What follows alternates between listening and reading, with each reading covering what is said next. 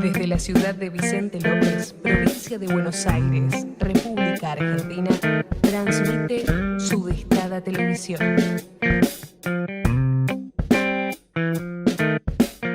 Bueno, buenas tardes, ¿cómo están? Bueno, hoy estamos un poquito nerviosos. Comenzamos el ciclo de... Aleja un poco el coso. Ahí. Hoy comenzamos el ciclo de charlas de formación política. Nos juntamos un conjunto de agrupaciones, que es la que está en el volante. Y la idea, a partir del trabajo que venimos haciendo juntos, algunos en los grupos de Resistiendo con Aguante, otros en otras agrupaciones, en estos meses, después de la derrota electoral de noviembre, lo que hemos encontrado es la necesidad en muchísimos compañeros, que algunos están haciendo, no voy a decir las primeras armas para que no se entienda otra cosa, sino los primeros pininos, la necesidad de la formación política. Realmente en este momento nos encontramos ante la necesidad de armar una nueva mayoría. O sea, cuando nosotros decimos vamos a volver, tenemos que pensar a dónde vamos a volver. Porque vamos a volver al gobierno, pero ¿cómo, quiénes, de qué manera, para hacer qué? ¿Qué es lo que vamos a construir? Esto es lo que está en discusión. Creo que tenemos que agotar todas las instancias posibles para conseguir unidad en la acción y para conseguir una conducción nueva, porque yo creo que hay que buscar nuevos líderes que sean genuinamente representantes de los intereses populares. Bueno, respecto de las charlas, hoy, ahora Adriana lo va a presentar al compañero que la va a dar. Lo que les quería comentar es que están invitados, todavía nos faltan confirmaciones, pero para la charla próxima de mayo, que abarca la época de Irigoyen, está invitado Santoro de Los Irrompibles, y para la del 11 de junio pensamos pasar la parte de la película de Loredana de los Hornos sobre la resistencia peronista, y está invitado Roberto Baschetti. Y después, en las de julio, que no figuran acá porque no me entraron en el volante, ahora cuando salga esta voy a hacer un volante, la parte de abajo me faltó. La de julio tiene dos días, ¿no? El 11 de julio y el 16, el 2 y el 16. La del 2 de julio es sobre Alfonsín y el menemato. Ahí hemos invitado a Moró para el tema del alfonsinismo y a Tomada por el tema de Menem. Y bueno, la del 16, que sería la última de este ciclo, porque hay otras cosas que ya tenemos en marcha, ahora se las cuento, la idea es hacer una mesa sobre el tema de los 12 años de kirchnerismo, con algunos compañeros que son ultra kirchneristas y algunos que son más críticos, digamos, tratar de armar una mesa tipo Nora Beiras, Mario Weinfeld, Sandra Russo, bueno, había alguno más que habíamos hablado, pero esta idea de armar 3 o 4 que puedan tratar de armar una mesa de debate alrededor de los 12 años de kirchnerismo. Y para agosto, ya en principio lo tendríamos comprometido, ese sí nos dijo que sí, haríamos, no sabemos si 1 o 2 charlas, con Alejandro Grimson, que ahora, bueno, hace bastante que está, pero ahora ya como está en la radio y escribe en página, creo que es más conocido, sobre el tema el tema electoral de la derrota y las causas un poco de la derrota, y el tema de la necesidad de cómo armar una nueva mayoría. Bueno, y después hay algunas cosas más sueltas. La idea con Ricardo era tratar de darle una continuidad a esto. Hay un grupo de ciencia y tecnología de Carta Abierta que La idea es ver si podemos filmar unos clips, porque ellos tienen muy claro el desmonte de esta política de ciencia y tecnología que tuvo el kirchnerismo, cómo impacta en la vida cotidiana, ¿no? En lo inmediato nuestro, ¿no? El tema del ARSAT o el tema de todas estas cuestiones que están desmontando, ¿no? Bueno, quiero agradecerles, siempre hay un agradecimiento, pero yo en especial le quiero agradecer a Ricardo y a Patricia, que son dos personas que las conocí hace poco y que estuvieron muy afectivos, muy dispuestos. La verdad que nos sentimos como en casa acá, y a los grupos que convocaron también, digamos, ¿no? Bueno.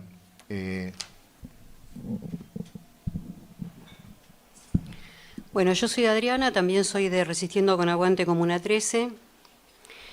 Y hoy escuché en la radio, antes de presentarlo a Gonzalo, hoy escuché en la radio el programa de Carlitos Ulanowski, que había llevado a una actriz, que es la que lidera el Teatro por la Identidad. Y yo me voy a presentar como se presentaban ellos. Yo soy Adriana y sé quién soy porque conozco mi identidad. Bueno, y ahora voy a presentar a Gonzalo, que también él conoce su identidad, por eso sabemos que es Gonzalo Castaño. Es politólogo, licenciado, tiene una maestría en comunicación política, perdón.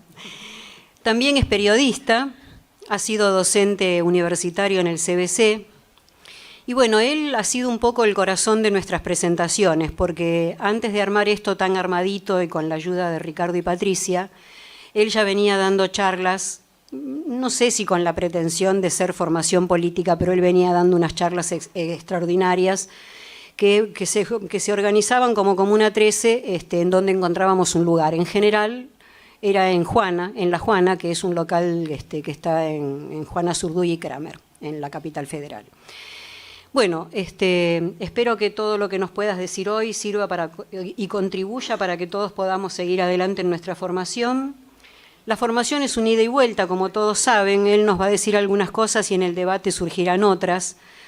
Todos tenemos algo para dar, todos tenemos algo para comunicar, todos tenemos algo en qué formarnos y en qué formar al otro. Así que empecemos. Bueno, buenas tardes. Primero contar un poco cuál es la idea de esta charla. Me parece que lo que vimos todos, Luis, Adriana, unos cuantos que motorizaron esto, fue porque formación política a mí me parece algo como muy grande, ¿no? O sea, digo, formación política te daban las organizaciones políticas, en los partidos políticos. Me parece que es a veces tener un poco más de conocimiento y un poco más de argumentos. Me parece que lo que uno ve que pasa mucho, sobre todo después del 23 de noviembre, es que te encontrás con un montón de ciudadanos tratando de defender un modelo que saben que les hizo bien, que saben que los hizo vivir mejor, pero a veces faltan esos argumentos, ¿no? Entonces te encontrás con sofistas de la palabra que te dan vuelta a los argumentos y te encontrás con gente que no tiene por qué haber estudiado ni sociología, ni historia, ni ciencia política, ni comunicación, y que se encuentra en una situación de defender algo que sabe que le hizo bien, porque seamos sinceros, los procesos políticos se ven en la heladera, en el bolsillo de la gente, en los derechos que se ganan, y que no encuentra a veces cómo poder defenderlo con argumentos. La idea de esto fue armar un pequeño ciclo en el cual pudiéramos hablar de distintos procesos políticos de la Argentina para, esto ya es una opinión obviamente personal, darnos cuenta que la Argentina desde que nació hasta el día de hoy fue armada de una determinada manera y que todas las cosas que hoy suceden y los dolores de cabeza y de estómago que se nos generan no son algo nuevo, ni cayeron del cielo, sino que a veces a mí me gusta decir, porque uno lo asocia con algo muy doloroso cuando uno habla de un plan sistemático, porque lo primero que uno piensa es en el plan sistemático de robo de bebés, pero me parece que la Argentina fue armada por todo un grupo de gente con un plan sistemático de vaciamiento del país. Yo particularmente por la de formación profesional, como me gusta decir, les voy a hablar más de procesos políticos, ¿no? No, van a ver que miro las hojitas porque no soy muy de los números, de las fechas, o sea, eso tiene que ver con cada uno cómo ve las cosas. Yo veo más las cuestiones como procesos políticos y soy de los que cree toda la vida que la política está por encima de todo, está por encima de la economía, que la política es la que digita hacia dónde tiene que ir un país. Así que bueno, nada, vamos a arrancar.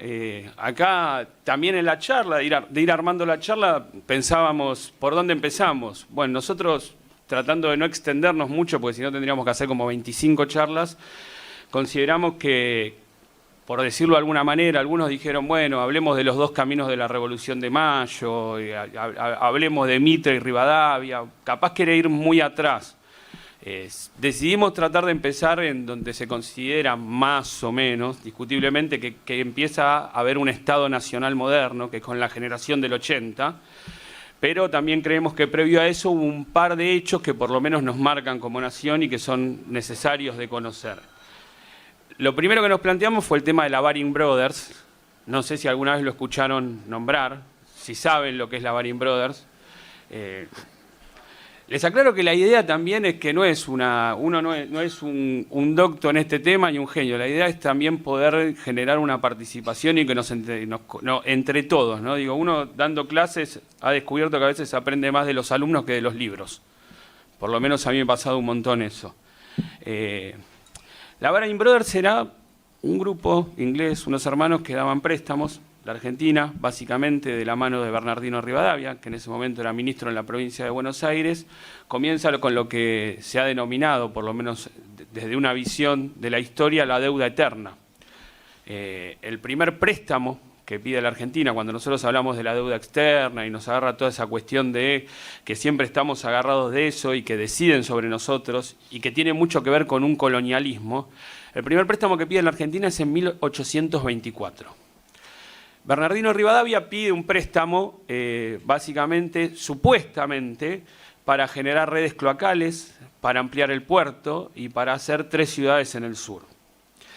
Y yo, por lo menos personalmente, y creo que un montón lo comparten, creemos que ahí arrancan grandes problemas en la Argentina. Básicamente la Argentina pide 1 millón de libras esterlinas de préstamo. En esto a veces hay una discusión, pero más o menos a la Argentina de ese 1 millón de libras esterlinas llegaron 550.000 libras esterlinas. Algunos te dirán 552, 560, pero digamos, para entenderlo. Eso quiere decir que el 45% de la plata que habíamos pedido prestada se perdió en la nebulosa. No se perdió en la nebulosa. Las justificaciones que fueron los gastos de Rivadavia para ir hasta allá a pedir el préstamo, más comisiones, más todo ese tipo de cosas que conocemos, porque lo interesante debe ser esto es que es lo mismo que pasa hoy. Digo, sin adelantarnos en la historia, pero digo, que todos lo recordarán, un megacanje pedido en su momento por la Alianza de 20.000 millones de dólares, y al país se calcula que le llegaron 12.000 millones de dólares. Los otros 8.000 millones de dólares nadie sabe dónde se perdieron. O sea, veamos cómo todo esto empieza 2 siglos atrás, ¿no?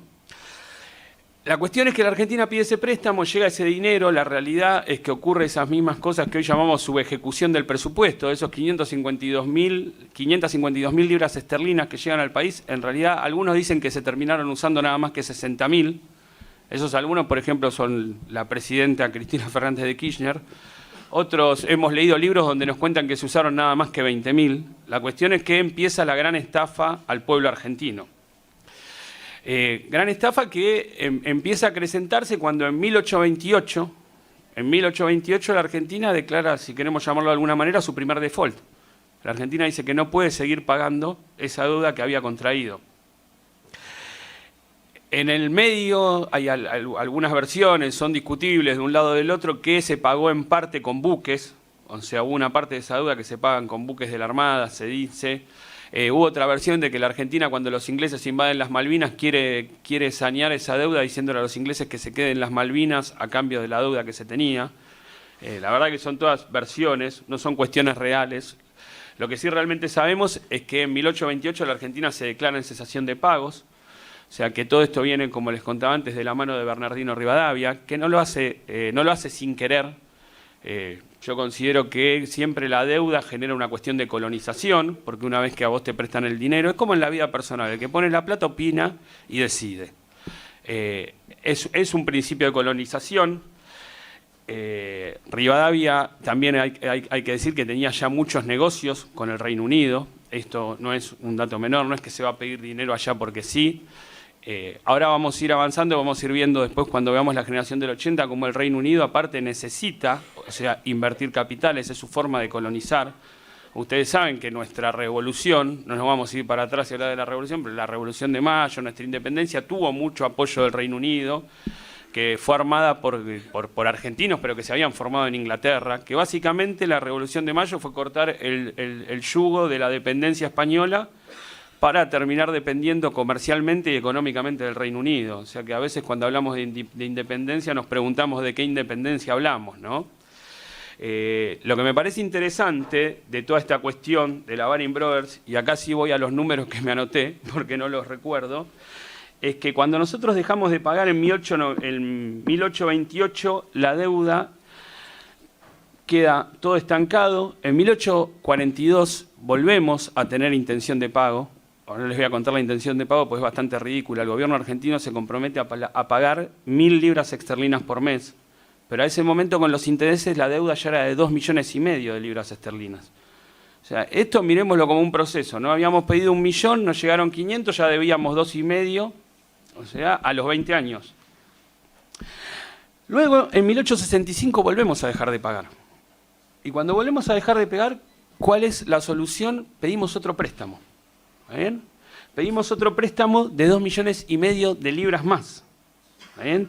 2,5 millones del cual a la Argentina llegan 1.700.000. O sea, ¿no? Ya estamos pidiendo 4.200.000 en total y nos llegaron 2.200.000. Para empezar a entender cómo es el tema de la deuda externa. Pues yo, por lo menos personalmente, creo que ahí no la deuda externa, la deuda eterna. Es algo que nunca más se va a poder detener. Toda esa plata que nosotros habíamos pedido en un principio, encima supuestamente era para invertir, se termina poniendo en gastos del Estado que no tienen que ver con esas ciudades que iban a armarse, con las redes cloacales, con un puerto que se iba a mejorar. Después se vuelve a pedir, se terminan pidiendo 47 millones, y esos 47 millones se terminan usando en guerras, la famosa guerra con Brasil, o sea, se gasta ese dinero y... Perdonen, no 47, 4.7 millones. Y si llegamos ya a la época de Sarmiento, nos vamos a encontrar con que la deuda alcanzaba los 14.5 millones. Todo esto siempre se pedía sin devolver. O sea, la deuda de los argentinos se seguía acrecentando. Básicamente, me parece que ahí empieza realmente la dominación, ¿no? Nos encontramos con gobiernos que básicamente consideran que Inglaterra es el foco. Después aparece Julio Argentino Roca. Julio Argentino Roca también pide un préstamo. Después viene la presidencia de Juárez Celman. Juárez Celman pide otro préstamo. Y ya cuando Juárez Celman deja su presidencia nos encontramos con que la Argentina debía 71 millones de libras esterlinas. También una cuestión que hay que entender es que en este proceso, después de que se empieza a intentar pagar la deuda y se deja de pagar, el gran problema es ¿por qué seguíamos pidiendo dinero? ¿Por qué seguíamos pidiendo dinero? Básicamente, y es donde está bueno esto para asociarlo con la actualidad, seguíamos pidiendo dinero porque aparece toda una generación de hombres, que después lo vamos a charlar, que hacen un montón de avances para el país, pero que creen en el libre comercio. Ese libre comercio implica que Argentina importa mucho más de lo que exporta.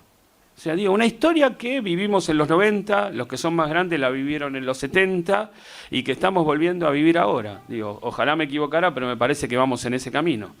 Cuando vos importás más de lo que exportás, te falta dinero. ¿Cómo solucionan siempre esos gobiernos la falta de divisas? Pidiendo préstamos. Básicamente ahí nace lo que a mí me gusta denominar como la deuda eterna. Si lo miramos, y eso uno lo puede buscar hasta hoy en internet con los números, a partir de ese momento, excepto 3 presidencias, el resto de tres presidentes, el resto de todos los presidentes acrecentaron nuestra deuda externa.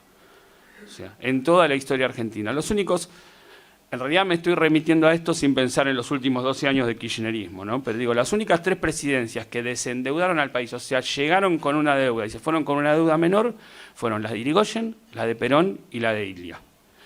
Digo, eso se va a ir viendo en otras charlas, ¿no? Obviamente después el kirchnerismo también, pero ya me estoy yendo al siglo XXI, yo estoy entre el XIX y el XX. Lo que vamos a ver es que cuando los gobiernos se desendeudan, siempre funciona mejor el país, pero no porque se paguen las deudas, como nos quieren decir o como se hizo ahora, sino porque normalmente los gobiernos que consiguen un desendeudamiento tiene que ver con que desarrollan el mercado interno.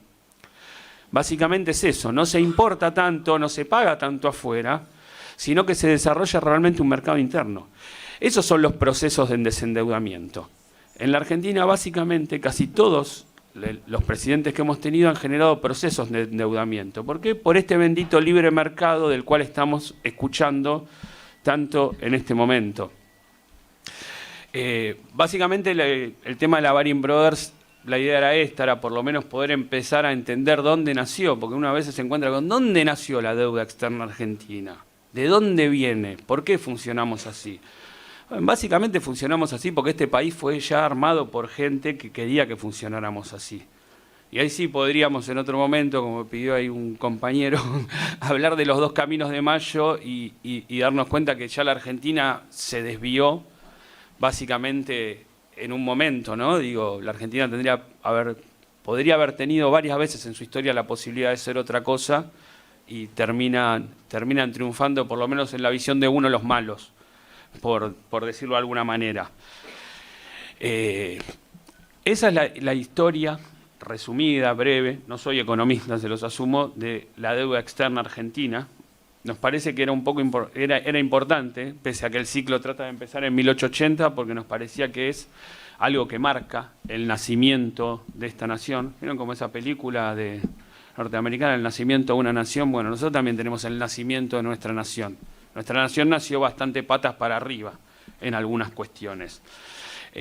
Otro hecho que nos pareció bastante importante de observar antes de 1880, que es a donde marcamos el inicio de lo que queríamos analizar, es la famosa Guerra de la Triple Alianza.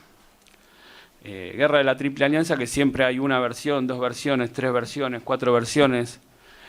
Los estados cambian de versión. Recién hablaba con una persona ahí que me decía que eso uno no lo sabe por edad, cómo hasta cambió la visión del pueblo paraguayo sobre la Guerra de la Triple Alianza. Digo, yo le contaba que, claro, la gente de mi generación de Paraguay que yo conozco tiene la versión de la Guerra de la Triple Alianza que tengo yo, que ahora la vamos a charlar, que fue básicamente un genocidio orquestado por los ingleses porque Paraguay era el país que más se estaba desarrollando en Latinoamérica. Y él recién me decía que sí, pero que en realidad la historia paraguaya hasta los últimos 20 años en realidad ponía la Guerra de la Triple Alianza como una guerra que hizo Paraguay conducido por un dictador que estaba loco. O sea, lo cual es interesante porque me parece que también nos hace a esto de la formación, ¿no? Observar el revisionismo histórico, darnos cuenta que siempre hay 1, 2, 3, 4 versiones de la historia. A veces como discutimos hoy cuando decimos hay 1, 2, 3, 4 versiones de cada cosa, en los diarios, en la comunicación, digo, si uno mira ATN va a escuchar una versión y si mirás C5N vas a escuchar otra. Yo soy de los que digo que no hay que creerle a ATN, pero que tampoco hay que creerle todo a C5N. Me parece que eso es el pensamiento crítico. Digo, en un momento medio álgido con el tema de la cuestión universitaria, uno que es un defensor de la educación pública porque se crió ahí, yo cuando defiendo la universidad pública la defiendo porque digo que a mí lo que más me dieron es pensamiento crítico. O sea, pensamiento crítico en el sentido de tratar de observar las cosas, de pensarlas. Me parece que eso es lo que nosotros tenemos que terminar sacando. Todos tenemos la capacidad de entender los procesos. Y ahí si no es como la frase de Scalabrini Ortiz que hizo famoso nuestro ex ministro de Economía, Axel Kicillof, pero a mí me la enseñó un profesor de chico en la facultad, que era la de si preguntás una vez de economía y no entendés, preguntá de vuelta. Si no entendés, preguntá de vuelta. Y si volvés a preguntar y no entendés, te están mintiendo. O sea, la economía no es muy difícil. Me parece que los procesos políticos tampoco son muy difíciles. Me parece que siempre los profesionales buscan hacer las cosas difíciles. Es casi, ¿vieron como cuando con la Revolución Luterana, la Iglesia, no, la Biblia solo en latín? ¿Para qué? Para que no la entienda el pueblo. Es más o menos lo mismo. Los procesos políticos, los procesos históricos, los procesos sociales son muy sencillos. O sea, hay que animar a acercarse. Por eso me parece que son interesantes estas cosas. Porque si los vemos, son pequeños acercamientos con los que uno entiende las cosas. Después dejémosles que escriban los grandes libros, los grandes pensadores, pero uno puede entender cómo funcionan los procesos. Hoy estamos viendo cómo la Argentina ya arrancó endeudada en 1824. Entonces nosotros hoy hablamos con el tema de los buitres, vamos a terminar con, no sé, nuestros nietos pagando la deuda, y los decimos los más jóvenes, nuestros nietos, y fíjense que viene de cuándo. Digo, debe haber un montón que no tenían, digo, su familia, la mayoría deben ser hijos de inmigrantes, ni habían pisado este país y este país ya estaba totalmente endeudado. totalmente endeudado con un arreglo como pasa ahora, de que nos prestan tanta plata, pero llega un cuarto de esa plata, se gasta un décimo del cuarto ese que llega, y a vos te llegaron 100 pesos y cuando te diste cuenta debés 3.500. Todo esto tiene que ver con ese tipo de situaciones y con esa alianza con Inglaterra, que es algo que define la historia política argentina. Alianza con Inglaterra que se vuelve a notar en el otro tema que íbamos a tocar un poco por arriba antes de la generación del 80, que es la famosa guerra de la Triple Alianza. La guerra de la Triple Alianza nace en realidad de una disputa interna de los uruguayos. Los hermanos uruguayos en la banda oriental del Uruguay tienen una disputa interna entre los blancos y colorados. Digo, dos partidos que al que le interesa la política, o sea, son los que pelearon, siempre se disputaron en Uruguay hasta hace poco, hasta que aparecieron Tabaré y el Pepe con el Frente Amplio. La realidad es que Uruguay eran blancos o colorados, como nosotros estábamos acostumbrados a que la Argentina eran radicales o peronistas, parecía que el resto no existía. En esta posición de blancos y colorados, o sea, Brasil apoya al Partido Colorado. Cuando Brasil se pone a apoyar al Partido Colorado, los paraguayos, que acá había toda una cuestión de no agresión y de no meterse en los otros países, algo que más adelante se hablará en este curso, que tiene que ver con la autonomía de los pueblos, ¿no? Y con la capacidad de decidir por ellos mismos, cuestión que ya la Argentina planteó tempranamente con Irigoyen en la Primera Guerra Mundial, el porqué de la neutralidad, porque nosotros creemos en la autodeterminación de los pueblos. Digo nosotros porque la Argentina tuvo siempre esa posición, que me parece de las más interesantes. Los paraguayos plantean que Brasil no se puede meter en esa guerra, Brasil se mete en esa guerra, Paraguay responde secuestrándoles un buque de guerra, secuestrando no me acuerdo cuál era el cargo, si gobernador o intendente del Mato Grosso. Hasta ese momento uno dice, bueno, pero la Argentina no se metió. ¿Por qué se mete la Argentina? En realidad vamos a ir un poquito más para atrás. De vuelta está el tema inglés. La realidad por lo menos la visión que tenemos la mayoría de la guerra del Paraguay, o los que estamos, digamos, de un lado de la vereda, como digo, un docente que tuve, es que Paraguay era un país que se estaba industrializando. Paraguay estaba cerca de ser el motor latinoamericano. Paraguay estaba en la industria siderúrgica avanzando un montón, Paraguay estaba haciendo locomotoras, Paraguay tenía la capacidad de hacer trenes, y como vamos a ver más adelante, ¿quiénes querían traer los trenes a Latinoamérica? Los ingleses.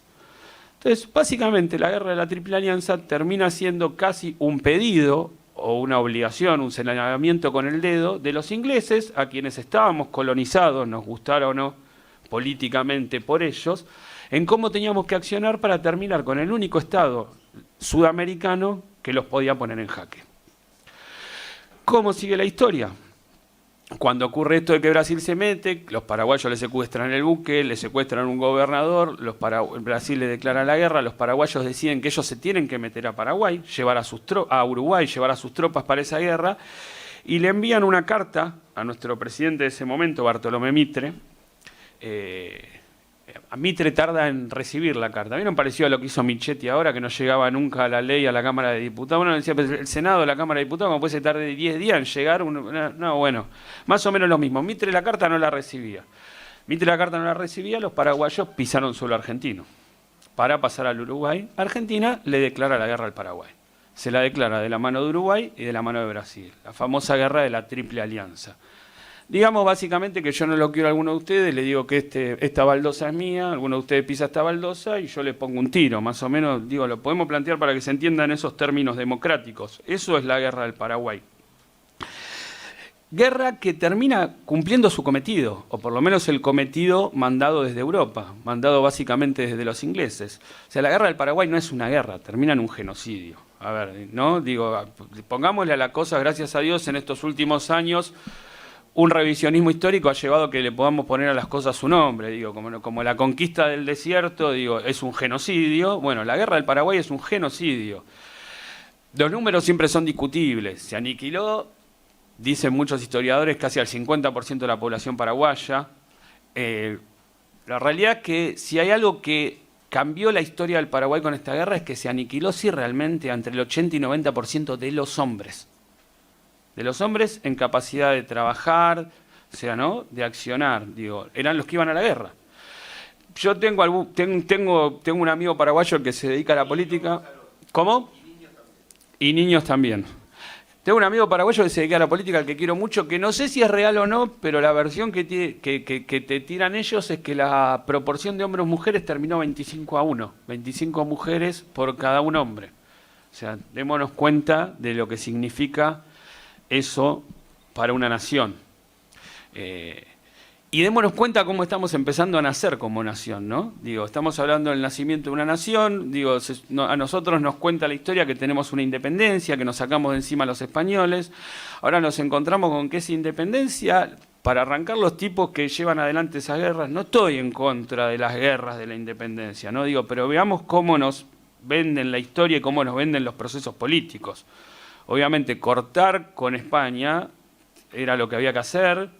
Estamos todos de acuerdo con la soberanía, pero la pregunta es, ¿a qué soberanía llegaste? Si nos encontramos con que 8 años después de nuestra gran independencia, en 1816, vos ya estás pidiendo un préstamo, estás pidiendo plata que te llega a la mitad, plata que no se usa para lo que se pidió, que lo único que hace es ponerte en una situación de deuda con el otro. Cuando vos tenés una deuda con el otro manda.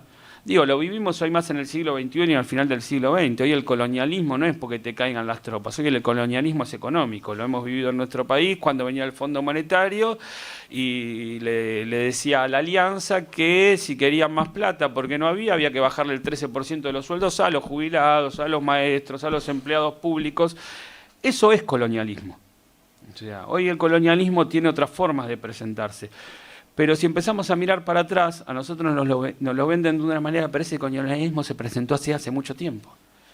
Y ese mismo país que te prestó ese primer dinero es el que te pide que invadas un país hermano, o sea, te pone casi en la obligación de generar una masacre y un genocidio, el cual la Argentina lo reconoció y pidió perdón casi un siglo después por ese genocidio. Y el Estado argentino hasta a veces se hace cargo, según quién está al frente del Estado argentino, digo, ¿no? Pero masacramos un pueblo hermano, que le decimos hermano, del cual nos jactamos de que es un socio, que los queremos, que tenemos descendientes de ese lado, que bla, bla, bla, y la realidad es que nosotros formamos parte de un genocidio con respecto a ese pueblo. ¿Por qué? Por ese colonialismo. Porque en realidad la Argentina no se descolonizó, nunca cortó el cordón umbilical. O sea, es como casi que cortamos un cordón umbilical y nos implantaron otro. Uno era a través de la violencia, del yugo, de que nos habían conquistado, de que eran los que mandaban. Y cuando los corrimos a eso vinieron otros y dijeron, bueno, yo te pongo la plata y si yo pongo la plata yo mando. Miren hasta qué lugar estamos hablando de mandar, que te dicen andá e invadí al de acá al lado. Me parece que es algo para observar, porque, y ahora lo vamos a ver, así terminan naciendo las naciones, así termina naciendo el Estado Nacional moderno, digo, porque esta generación del 80 de la que vamos a hablar no se diferencia de esto, no se diferencia de los Mitre, no se diferencia de los Rivadavia, o sea, básicamente, ahora lo vamos a ver, o sea, en la Argentina hay un momento en el cual hay dos fuerzas que chocan, claramente gana una que cree que hay que depender de Inglaterra, o que por lo menos hay que hacer negocios que plantea ese libre cambio del que hablamos, y para poder plantear ese libre cambio necesitamos plata, y esa plata, ¿quién nos la presta? Hace por lo menos 30 años que nosotros escuchamos el FMI, bueno, antes no era el FMI, antes era la Baring Brothers, eran los ingleses, o sea, eran los bancos, pero todos esos préstamos vienen de la mano de exigencias, como las hemos vivido en carne propia. Todos los que estamos acá las hemos vivido en carne propia. No sé, Luis, ¿cómo querés que sigamos? En principio íbamos a hablar de esto, si querés que pasemos a las preguntas y después vayamos a la generación del 80. Sí, yo lo que digo es que si hay preguntas hasta acá o quieren preguntar algo, plantear algo. O opinar, no solo preguntar. Digamos, porque después pasamos al tema de la generación del 80, ¿no? Exactamente. ¿Tienen algo para salir? No sabía la historia de la versión que tenía la versión oficial de la guerra de Paraguay en Paraguay. Y qué loco que cuando un presidente quiera defender el mercado interno es un dictador, siempre. Se lo llama dictador cuando defiende el mercado interno y no sé. Es que en realidad no es que se lo llama, es de dónde vienen, porque nosotros tenemos que asumir que tenemos nuestras cabezas bastante colonizadas. O sea, entonces la pregunta es quién lo define. Que justamente está bien lo que vos estás planteando. O sea, fijémonos que digo, y no nos vamos a meter en esto porque sería tema de otra charla, pero que digo, cada proceso latinoamericano que se llevó adelante tratando de cortar las cadenas con Europa, digo, o se lo trata de dictatorial o de populista. Que básicamente, digo, la palabra populismo, yo el otro día tuve una discusión bastante fuerte en el cumpleaños de un amigo, porque la pregunta que siempre hago es si alguien conoce de dónde proviene la palabra populismo, quién planteó el concepto de populismo, digo, porque la realidad es que uno a veces hasta ya lo tomó como propio y lo dice de un lado bueno, pero tiene un sesgo despectivo la palabra populismo, ¿no? Digo, como nosotros cuando le decimos gorilas, o sea, claramente tiene un sesgo despectivo. Y sí, básicamente siempre se hizo eso, y a lo largo de la historia del siglo XX muchísimo más. Digo, se va a ir viendo en las charlas, y en la historia latinoamericana muchísimo más. Digo, cada presidente latinoamericano llegara de la manera que llegara, digo, ¿no? Porque el siglo XX de Latinoamérica está tan convulsionado que la verdad que juzgar cómo llegó fulano o mengano al poder es bastante relativo. Es como que todos tienen un muerto en el placar, por decirlo de alguna manera, ¿no? Digo, pero cada presidente latinoamericano que decidió cortar con el colonialismo de una u otra manera y decidió tratar de generar una mejor distribución de la riqueza, que lejos está de ser comunista, de ser recontra zurdo, ni mucho menos, digo, porque me parece que es algo que también hay que tener claro. Nosotros vivimos en un país capitalista desde su inicio hasta el día de hoy. Yo nunca vi un sistema político en la Argentina, como no lo vi en Brasil, como no lo vi en Paraguay, como no lo vi en ningún lado, como no se vio ni en Chile con Salvador Allende, me estoy yendo a otro lado, pero la realidad es esa, en el cual se planteara el no capitalismo. Me parece que lo único que han planteado estos líderes, a los que se los trata de populistas, como decís vos, es que el pueblo vive un poco mejor. O sea, y si fuéramos a la raíz de la palabra, ¿de dónde viene el populismo? ¿Qué quiere decir? ¿Que es más popular? ¿Que tiene más llegada a la gente? O sea, yo se los iba a plantear antes de seguir, pero a mí me parece que hay que tener algo claro, porque ahora vamos a hablar de un proceso conducido por una oligarquía, que cuando uno escucha hablar de política y cuando empiezan las definiciones sobre la democracia, sobre el republicanismo y todas esas cuestiones, todos citan a los griegos, ¿no? Digo, nos encontramos siempre citando a los griegos. La realidad es que yo creo que el 90% de los que citan a los griegos no leyeron nunca a los griegos, o sea, y que los que hablan de república no te pueden dar una definición de república, porque básicamente esta gente que llegó hoy al gobierno, si se considera republicana, digo, nada, o sea, que caigo acá descostillado de la risa, porque si nosotros miramos la historia del republicanismo a lo largo de la historia, por lo menos del siglo XX, todo el movimiento republicano, en las palabras del tipo que tenemos de presidente o de su ministro, serían unos zurdos pusilánimes, como decía Aldo Rico, ¿no? Digo, porque todo el movimiento del republicanismo, de la mano de Hannah Arendt, de los italianos republicanos, bueno, todos serían vistos como unos zurdos, básicamente porque las palabras se utilizan de muy mala manera y en eso aportan los medios de comunicación que bajan una línea. Lilita Carrió dijo república es la república, vamos todos atrás de la república, es la república. Básicamente lo que iba por la cuestión de hablar ahora de un régimen que fue armado por una oligarquía, que yo lo digo porque por lo menos nosotros tratemos de empezar a usar las palabras bien. No es aristocracia, es oligarquía. Y hay una diferencia grande y a esto les sigo. La primera persona que plantea los regímenes políticos, por lo menos que nosotros conozcamos, o sea, no les voy a meter en aburrir lo que ahora dicen, que en realidad los chinos 1000 años antes que los griegos ya habían planteado regímenes políticos, pero digo, lo primero que vemos nosotros es que hablan de Platón y Aristóteles. Aristóteles plantea que hay 3 regímenes políticos buenos. La monarquía, que sería una persona que es tan capaz y tan sabia que gobierna para el bien de todos, y que es entendible que sea el mejor, porque si es uno y en realidad es el mejor de todos, no tiene que andar discutiendo. Si vos no discutís, las cosas salen más rápido y no funcionan. Él dice que el problema es que si gobierna uno, como los seres humanos son perfectibles, ese monarca se transforma en un tirano. ¿Está bien? Después viene la aristocracia.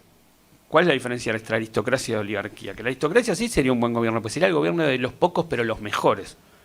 Lo otro que dice Aristóteles es, como somos seres humanos, ¿cómo vamos a saber si elegimos a los mejores o no elegimos a los mejores? La aristocracia se termina transformando en oligarquía, que es el gobierno de los pocos para los pocos. Digo, porque a ellos les gusta hacerse llamar aristócratas, no oligarcas. Y es una diferencia grande. Serían aristócratas si fueran los mejores. No son los mejores. Que hayan ganado más dinero que otros y que vamos a ver ahora cómo la mayoría de estos hombres lo ganaron de manera mala vida.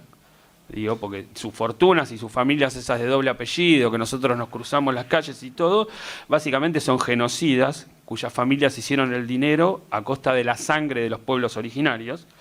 Y después, que es todavía lo más gracioso, cuando nos hablan de lo genial que es la democracia, que nosotros heredamos de los griegos, y esto es ya casi como anecdotario, pero para que lo tengan en la cabeza, para los griegos la democracia era el peor gobierno posible. Porque en realidad viene la monarquía, que deviene en tiranía, viene la aristocracia, que deviene en oligarquía, y viene la res pública, que es el pueblo participando, los ciudadanos participando, y la desviación de la res pública, porque justamente los seres humanos son perfectibles, cae en la democracia. O sea que tengamos claro que en realidad nosotros, ese gobierno decimos que es el mejor posible, debe ser el mejor posible porque somos personas, pero en realidad para los griegos es el más malo de todos. Digo por todo esto, ¿no?, que nos encontramos con en esto que estamos hablando de tener argumentos, de conocer todos estos personajes que nos hablan de democracia, de republicanismo, bla, bla, bla, la verdad que es el peor gobierno posible. Es verdad que hoy, en el siglo XX que vivimos, digo, para que esto no quede como este tipo es un golpista, ¿no? Digo, claro, ¿no? Es lo mejor que hemos podido construir, es la única salida que le encontramos también a este sistema capitalista. Digo, porque la democracia va de la mano del capitalismo y funciona con el capitalismo. No quiere decir que uno esté en contra de esto, pero cada vez que uno se encuentra con que te dice, la democracia, no, la democracia, la verdad, muchachos, es lo que hay. Hay una diferencia grande entre que tengas lo mejor que querés y que tengas lo que podés tener. Los seres humanos hemos llegado a esta situación. ¿Seguimos? ¿Querés que avancemos la generación 80? Dale. Vos en algún momento dijiste que algún compañero te dijo por qué no avanzabas con los caminos de Mayo. ¿En qué momento, después de la Revolución de Mayo y de la Declaración de la Independencia, se corta todo como para llegar a la Brandon Brothers? O sea, ¿hay algún punto, hay algún hito histórico que marcó eso? Hito histórico, la primera junta se arma de una determinada manera que termina viendo cómo es la política internas, y el gran problema de este país es que, a ver, básicamente nosotros tenemos un gran prócer al cual llamamos San Martín, que fue totalmente vilipendiado. San Martín fue, luchó, nos liberó y no existió más San Martín. ¿Por qué no existió más San Martín? Acá me voy un poco por las ramas, pero digo, alguna vez armé me acuerdo con algunos compañeros, un proyecto sobre teoría política latinoamericana. ¿Por qué te lo digo? Porque tiene que ver con esto. Es increíble, pero uno, por ejemplo, vos vas a la Universidad de Buenos Aires, te recibís de politólogo y no aprendiste nada de teoría política latinoamericana. ¿Por qué? Porque no existe. No, mentira que no existe. O sea, estamos tan colonizados que a nosotros nos dicen que para entender nuestra nación tenemos que leer a Locke, a Rousseau, a Hobbes, etcétera, etcétera, etcétera. ¿Qué es eso? Eso es una bajada de línea europeísta. O sea, los europeos te bajaban la línea. ¿Y qué hacen con esto? Que a esto voy, le corren. O sea, fijémonos esto, San Martín, el gran libertador. Vos como lo tenés a San Martín arriba de un caballo con un sable. Les voy a otro gran ejemplo, José Martí, digo, un personaje quien pueda leerlo, digo, pero desde su poesía, que es lo más conocido, pero sus escritos políticos y sus escritos periodísticos, como se tiene que exiliar en Estados Unidos, son increíbles. ¿Por qué les pongo a José Martí y a San Martín? Porque los dos tenían un proyecto latinoamericano. Porque los dos leían a esos europeos, pero entendían que esos europeos estaban escritos para Europa, y que para Sudamérica había que hacer un revisionismo de eso, sacar lo que sirviera y bajarlo a Latinoamérica. San Martín gobernó la provincia de Mendoza, por ejemplo. No sé si la mayoría lo saben. Cuando San Martín gobierna la provincia de Mendoza, lleva adelante una política proteccionista que hoy nuestro ministro Pratgay se pondría de los pelos, ¿no? Digo, porque claro, el tipo dijo que hay que industrializar, o sea, digo, se acabó, no entra nada, cerró la frontera de Mendoza. O sea, nos estamos imaginando esto, ¿no? Digo, acá porque no te entraba el iPhone eran unos comunistas zurdos, revolucionarios, que había que matarlos a todos porque parece que los iPhones se comen, o sea, parece que son una cuestión de necesidad y urgencia, como los decretos del Presi. Entonces, en esos caminos de Mayo ganó lo que hoy nosotros denominaríamos la derecha. Ganaron los Rivadavia, ganaron los Mitre. Yo acá tenía... Se la voy a leer porque es muy simpática, porque obviamente es algo que nunca en la vida me iba a acordar de memoria. La diferencia para mí en los caminos de Mayo es entre el morenismo y los chisperos y el saavedrismo junto con Alvear y toda esa salta, bueno, que hoy no tenemos seguridad. Y sí. Esos son los dos caminos. El industrialista, que termina siendo después Paraguay,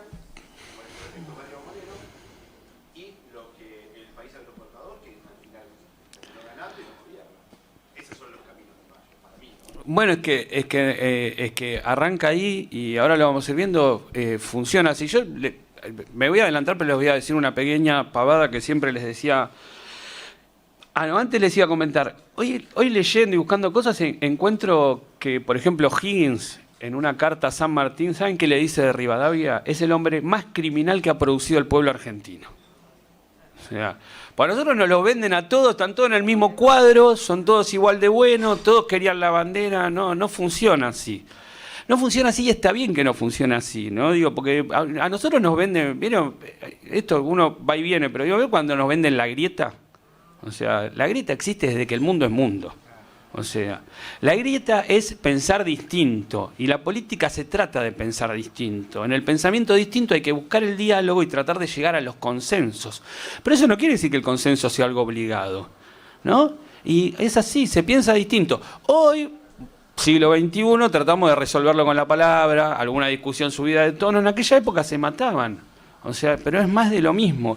¿Y en dónde está ese pensamiento distinto, que es lo que creo que vamos a ir viendo a lo largo de todas estas charlas? En lo que dijo Julio. O sea, o un modelo agroexportador, somos el granero del mundo, Mauri le dice ahora supermercado del mundo, o tenemos industria. No hay mucha vuelta para darle.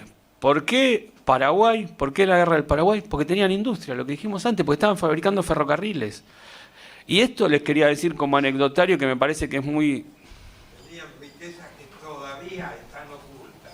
El petróleo del Chaco paraguayo, que lo recuperan con la guerra con Bolivia, Paraguay.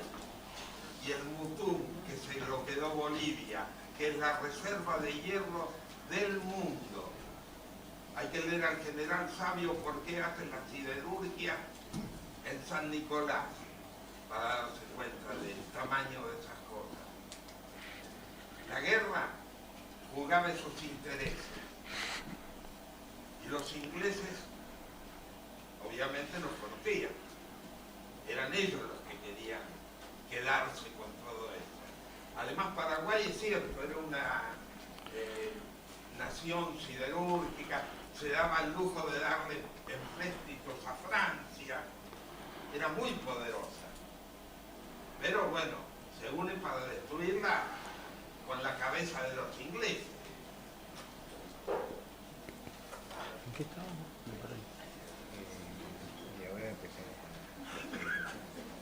No, y los caminos de Mayo.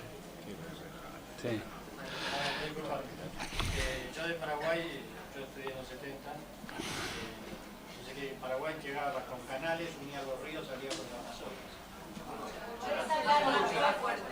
Que Paraguay salía hizo canales, llegaba a los ríos del Amazonas y salía por el Amazonas para exportar hasta Europa. Era competidor de Inglaterra. Y fue el primer país que llegó a tener barcos acorazados, enlaminados con hierro en el mundo. Y bueno, era toda una potencia. Es que hubiese sido una gran potencia. Yo fui vicedirector del Museo Mine. Y tengo algunas diferencias con lo que vos decís del inicio de la guerra del Paraguay. Que yo sepa, Solano López destruyó 2 vuelos para llegar al Uruguay. Ahí comienza. ¿Destruyó 2? 2 pueblos. Mitre le prohíbe pasar por territorio argentino y ellos pasan y destruyen 2 pueblos. Y lo he leído en libros promitristas y antimitristas. Y siempre mete esos 2 pueblos que destruye Solano López como un inicio de la guerra. 2 pueblos argentinos. 2 pueblos correntinos. Correntinos. Para pasar para Uruguay. Claro, porque tienen que cruzar. En vez de pasar, de seguir por el río y entrar por Montevideo, decide cruzar el corriente. Igual por el río no podía pasar toda la tropa tampoco. No sé. No, igual es materia opinable, digo. Sí. Pero no difiere, porque él dijo que atraviesa territorio argentino para Claro, ir. pero Entonces, él no dice que destruyó 2 pueblos. Si No, destruyó no, 2 bueno. pueblos, es más como disculpando. ¿Sí? Yo todo lo que he leído, lo he leído del lado de Mitre, digamos, ¿sí? Porque estuve trabajando en el museo 7 años. ¿Sí? Bueno, lo que Pero pasa es bueno, que si Mitre no lee pero la también carta que leímos- le manda a Solano López para permitirle pasar, Claro, o dice que no la lee, le está dando la... yo tengo lecturas de Pepe Rosa también, Claro.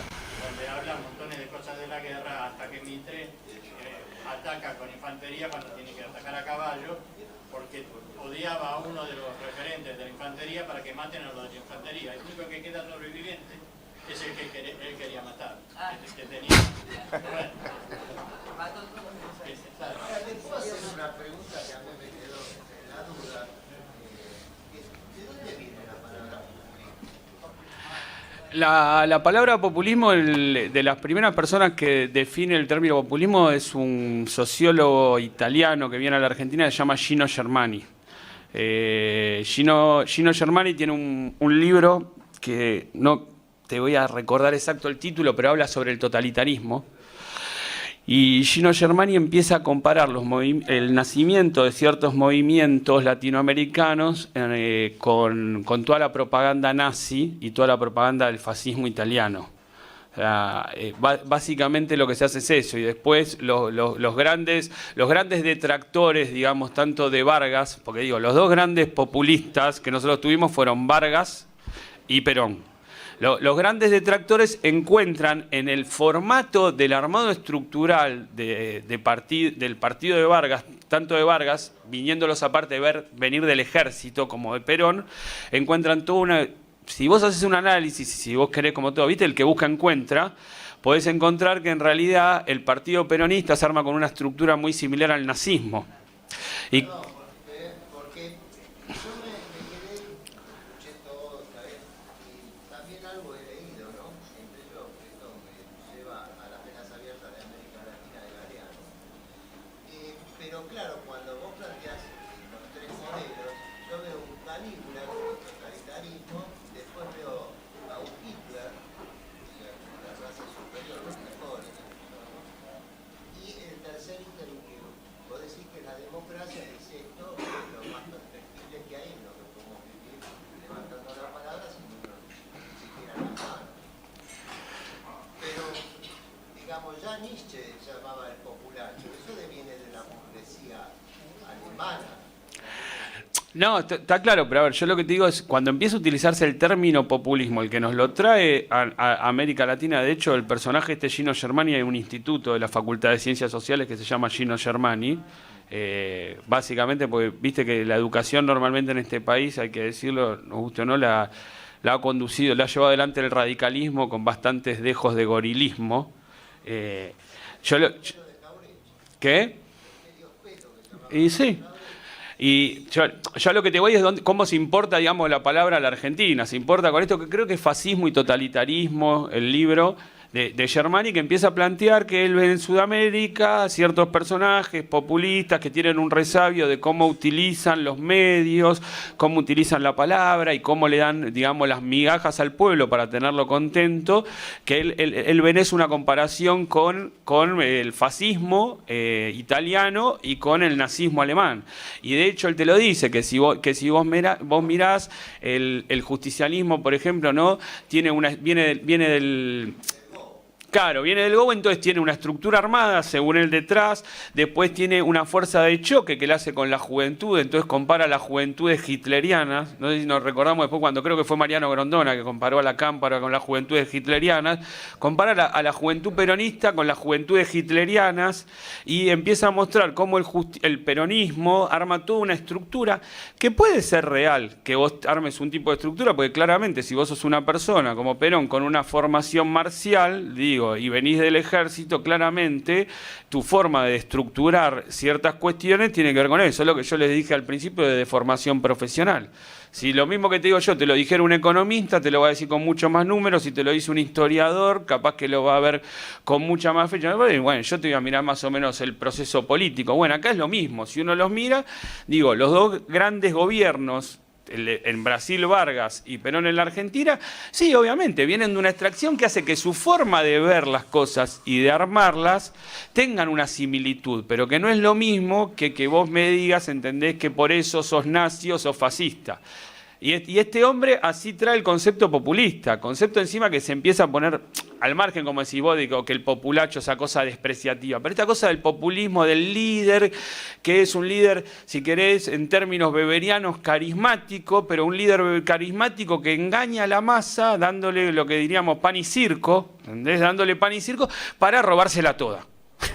Básicamente. Ese es el concepto. Y encima, si vos... Exactamente. Y si no, ¿sabés qué es lo peor? Que si vos ves el concepto de este hombre te lo define, porque digo, viste que vos tenés esa discusión, si Hitler ganó una elección, claramente fue elegido por los alemanes, democráticamente, pero hay un momento donde Hitler se abre esa cuestión democrática, porque si no podríamos decir lo mismo de Fujimori. A Fujimori también lo votaron los peruanos, pero hubo un momento en el que Fujimori decide no respetar la democracia. Tanto Vargas como Perón son dos personajes que siempre respetan la situación democrática.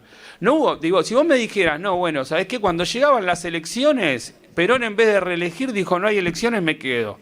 Entonces yo ahí a este hombre le daría la derecha, le diría, tenés razón, por más que le dé de comer al pueblo es parecido a Hitler, el tipo. Pero no, el tipo va a elecciones y las gana. A Vargas le pasa lo mismo. De hecho, el caso de Vargas es todavía más paradigmático, más en los tiempos que corren ahora. Si vos ves, fíjate qué autoritario y qué fascista era Vargas, que se termina suicidando cuando se ve acorralado por un intento de juicio político, similar a lo que le pasa a Dilma. Y si te sigo, porque nosotros por ser argentinos conocemos más la historia del peronismo, si vos mirás a Vargas se lo acusa de las mismas cosas que se lo acusaba a Perón, ¿no? De pedófilo, porque nos acordamos de esa, ¿no? Le gustan hablando groseramente, le gustan las putas, o sea, ¿no? Se la chorea toda, estos muchachos viven de fiesta. No, pero es muy genial como dos personajes que no tenían nada que ver, nada más que porque fueron los dos primeros de los países, digamos, no guste o no, que más influyen en Latinoamérica, que tratan de generar una política, ni te diría primero de redistribución de la riqueza, me parece que son los dos primeros tipos que le dan entrada a una clase social, ¿no? Que no existía, que estaba totalmente relegada. Eso lo veremos más adelante, pero como el radicalismo le da un ingreso a las clases medias, a los sectores de comerciantes, tanto Vargas como el peronismo le dan un ingreso a los trabajadores. Algo que, bueno, listo, eso les valió, o sea, todo esto que estamos hablando.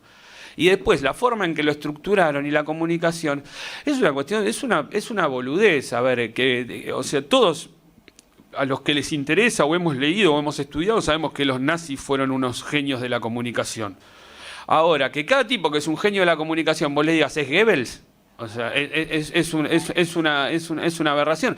Que cada tipo que hace un discurso para 5 millones de personas, como te los hacía Hitler, o sea, y no se le mueve un músculo, y tiene un carisma increíble, y hace que la gente se quede obnubilada con él, que cada tipo que logre eso, vos digas, ¿es Hitler?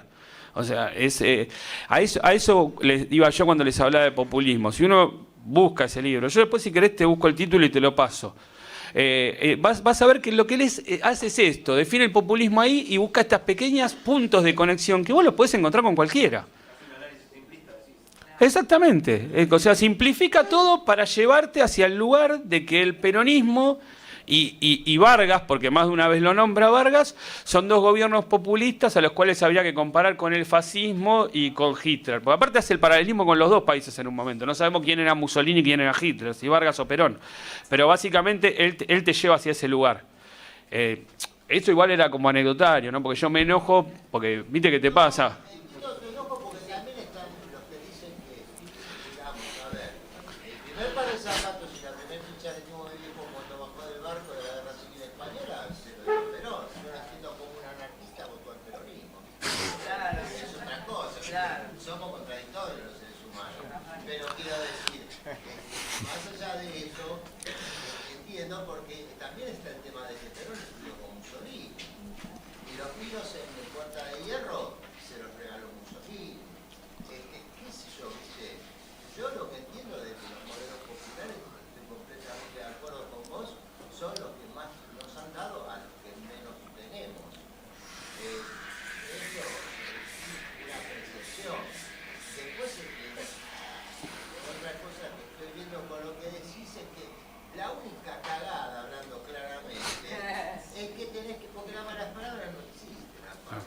Ya lo dijo Fontana Rosa, así que dale para adelante.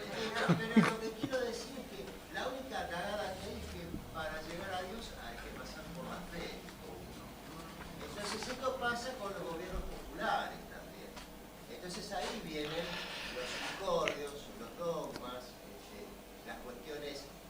fundamentalistas que tanto daño nos han hecho, que han destruido lo que algunos, hablo de mí, hemos conseguido gracias a los gobiernos populares.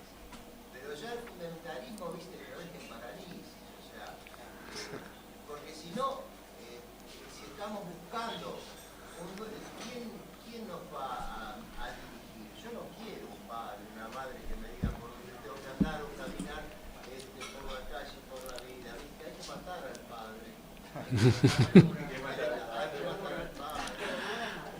Yo lo digo, es la primera vez que vengo y la verdad estoy muy emocionado, muy contento de estar acá. Hace poquito me mudé, hace 3 meses, al barrio. Y la verdad me fascina encontrar un lugar como este y se me dispara. Está buenísimo. Es muy sintético lo de tu viejo, ¿no? Vos hablás de lo popular y vos decís, no entiendo cómo mi viejo, que es anarquista, votó a Perón precisamente por mi hijo. Y como dice Luis, y me dice a mí, porque yo vengo de la izquierda, mira, en el fondo vos también sos Perón. No, lamentablemente, aunque algunos neguemos, tenemos rango.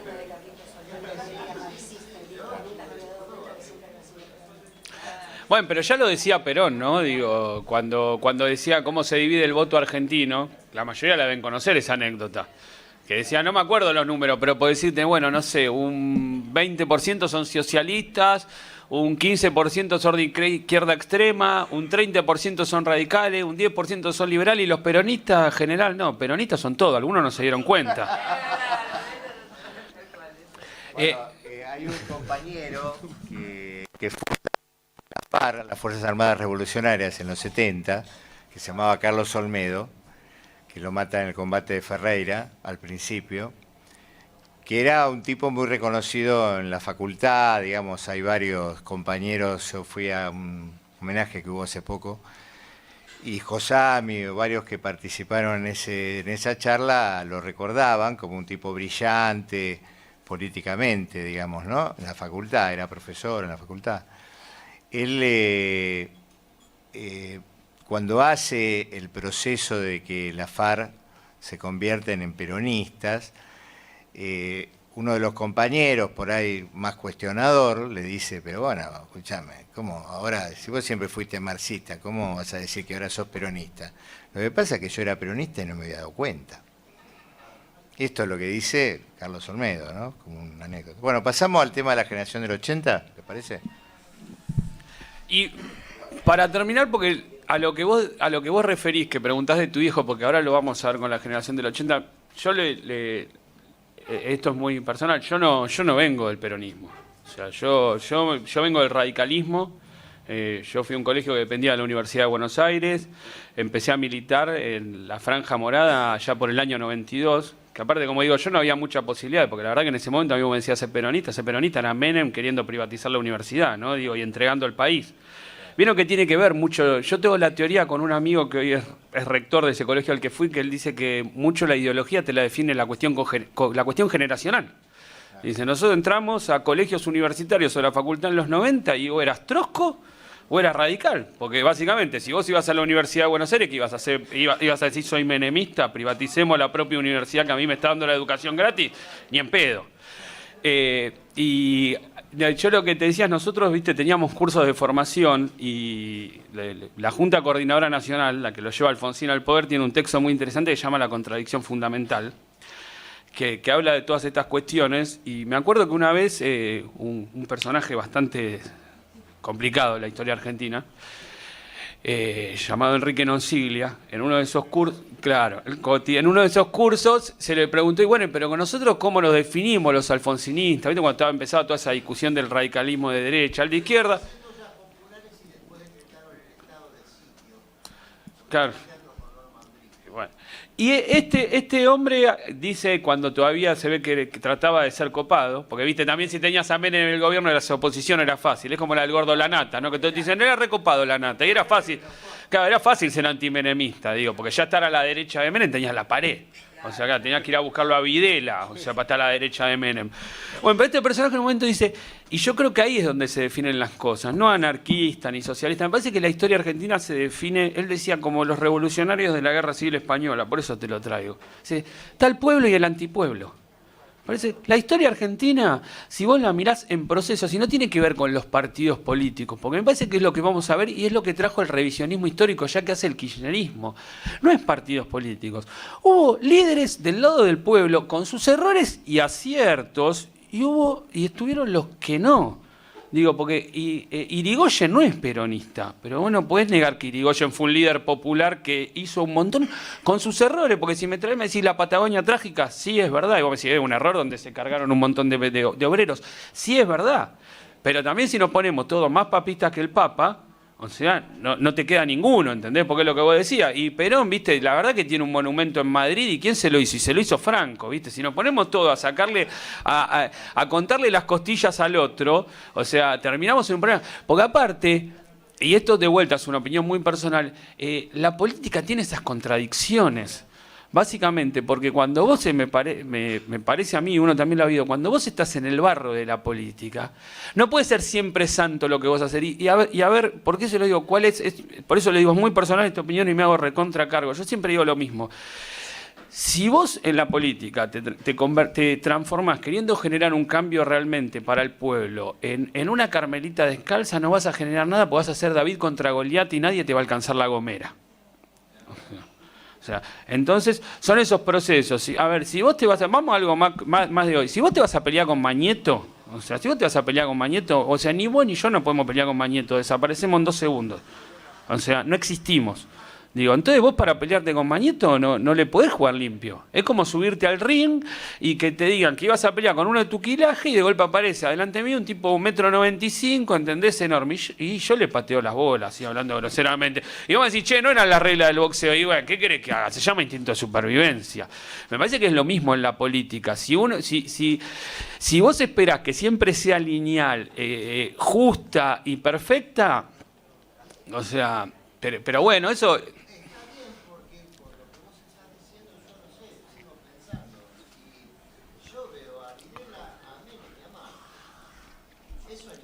Y yo veo a Rosas, a Irigoyen, a Perón, a Ilia con sus errores, ¿entendés? A Alfonsín y al kirchnerismo. También. Por eso te digo, pero fíjate cómo son líneas históricas. ¿Y qué te nombré? Te nombré radicales, peronistas, tenemos a Frondizi, que viste es un radical que llega por el peronismo. Tenemos a Ilia, que si le querés criticar es un radical, que la verdad que ahora lo vamos a hablar. Si eras abstencionista, digo, el radicalismo nace con la abstención, te tendría que haber abstenido de presentarte a elecciones. Te lo digo yo como radical. Digo, flaco, perdiste con el voto en blanco. Pero bueno, ahora lo vamos a ver, porque vamos a hablar un poco del radicalismo. Bueno, vamos a tratar de avanzar hacia lo que nos traía, que era la generación del 80. No, está perfecto. Dijimos que justamente era esto, si no aburro. Me parece que antes la pequeña cuestión que hay que plantear antes de la generación del 80, que no vamos a hablar de ella ni nada, pero sí es la cuestión de Pavón, la batalla de Pavón, ¿no? Digo, donde podemos entrar también en una discusión. Yo creo que no fue bueno para la Argentina que, digamos, casi que Urquiza le entregue esa batalla a Mitre. De vuelta, es una cuestión personal. Digo, yo soy una persona que trata de creer en el federalismo.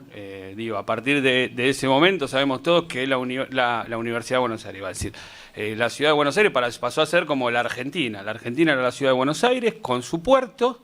Y con toda esa concepción empieza el proyecto de la generación del 80.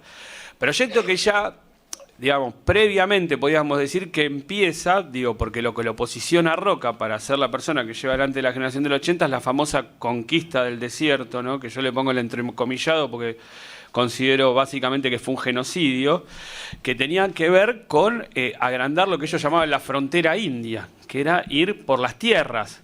Conquista del desierto que fue bancada por la sociedad rural. Digo, ¿no? Cuando uno dice bancada, por eso les decía, estos grandes personajes tienen todas las manos manchadas de sangre. Básicamente, no sé si era el bisabuelo, el abuelo de Martínez de Oz, fue el que les presta, en realidad no les presta, le da las armas al gobierno nacional para ir a hacer la conquista del desierto a cambio de, yo te doy las armas para que maten a los indios, las tierras son nuestras. así arranca, como que digamos, ¿no? Arranca el Estado, si queremos, moderno argentino. Con un genocidio bancado por 10, 12, 15 familias que te dan las armas a cambio de yo quedarme con las tierras. ¿Washington en Estados Unidos hizo lo mismo? No, y te voy a decir porque iba a traer justo el ejemplo de Estados Unidos. No me tilden de gringo, pero soy una persona que admira muchísimo cómo se conforma Estados Unidos como nación. Para arrancar, porque Estados Unidos primero es un país federal. Y el segundo punto, y el más importante, ahora que vamos a hablar de la generación del 80, y que es la que arma toda la red ferroviaria, yo siempre a mis alumnos, cuando daba clases, les decía, fíjense la diferencia entre la Argentina y Estados Unidos. Que creo que ahí es donde vos, como nación, arrancás mal parido, como quien diría, ¿no? El primer punto es, acá, ya en la conquista, acá vienen los españoles. Los españoles, ¿qué vienen a hacer? Porque ahí vos te das cuenta cómo nace una nación. Los españoles, ¿qué vienen? Vienen solo hombres, ¿sí? Vienen los presos, lo peor. Había un capitán de un barco que venía acá y se traía la peor calaña que no querían en España, se la traía acá a hacer la conquista. ¿Qué era la conquista? Llegar, matar a los indios que se pudiera, violarse a sus mujeres y llevarse la riqueza. ¿Ah? Primer gran diferencia. ¿Cómo se conforma Estados Unidos? Estados Unidos se conforma por conflictos que había en Irlanda, Inglaterra, y esta gente se sube a un barquito, que lo deben haber escuchado nombrar, llamado Mayflower. El Mayflower no llega con lo peor del Reino Unido. El Mayflower llega con familias que llegan y dicen, yo me voy a sentar y voy a vivir acá. Ya eso genera una diferencia enorme. Vos no venís a despojar o a robar, vos venís a instalarte. O sea, hay una diferencia enorme entre el afecto y cómo vos tratás un lugar cuando te venís a instalar o cómo lo tratás y lo vas a saquear. O sea, de hecho, si ustedes capaz que lo saben, capaz que no, como anecdotario, ¿qué es el Día de Acción de Gracias de los yanquis que cortan el pavo? El Día de Acción de Gracias es que el Mayflower llega y arman todo un fuerte. Obviamente, no conocían a los nativos. Ellos iban, trataban de conectarse y se volvían. No mataron indios. Los gringos recién empiezan a matar indios cuando es la conquista del oeste por la fiebre del oro. Pero no es una política de Estado, o sea, aniquilar a los pueblos originarios. Lo empieza a hacer cuando le sueltan la mano a todos para que vayan a conquistar el oeste y llevarse el oro, o sea, pero lo que acá se había hecho en todo el continente sudamericano. A los norteamericanos, a la gente del Mayflower le llega el invierno, algunos se van, imagínense, hasta el Reino Unido a buscar comida, porque no había comida, ya se estaban muriendo todos, y un día se acercan ellos ven a unos indios, para ellos eran indios, acercarse y dejar algo. Esperan que se vayan y salen a ver qué les dejaron afuera del fuerte.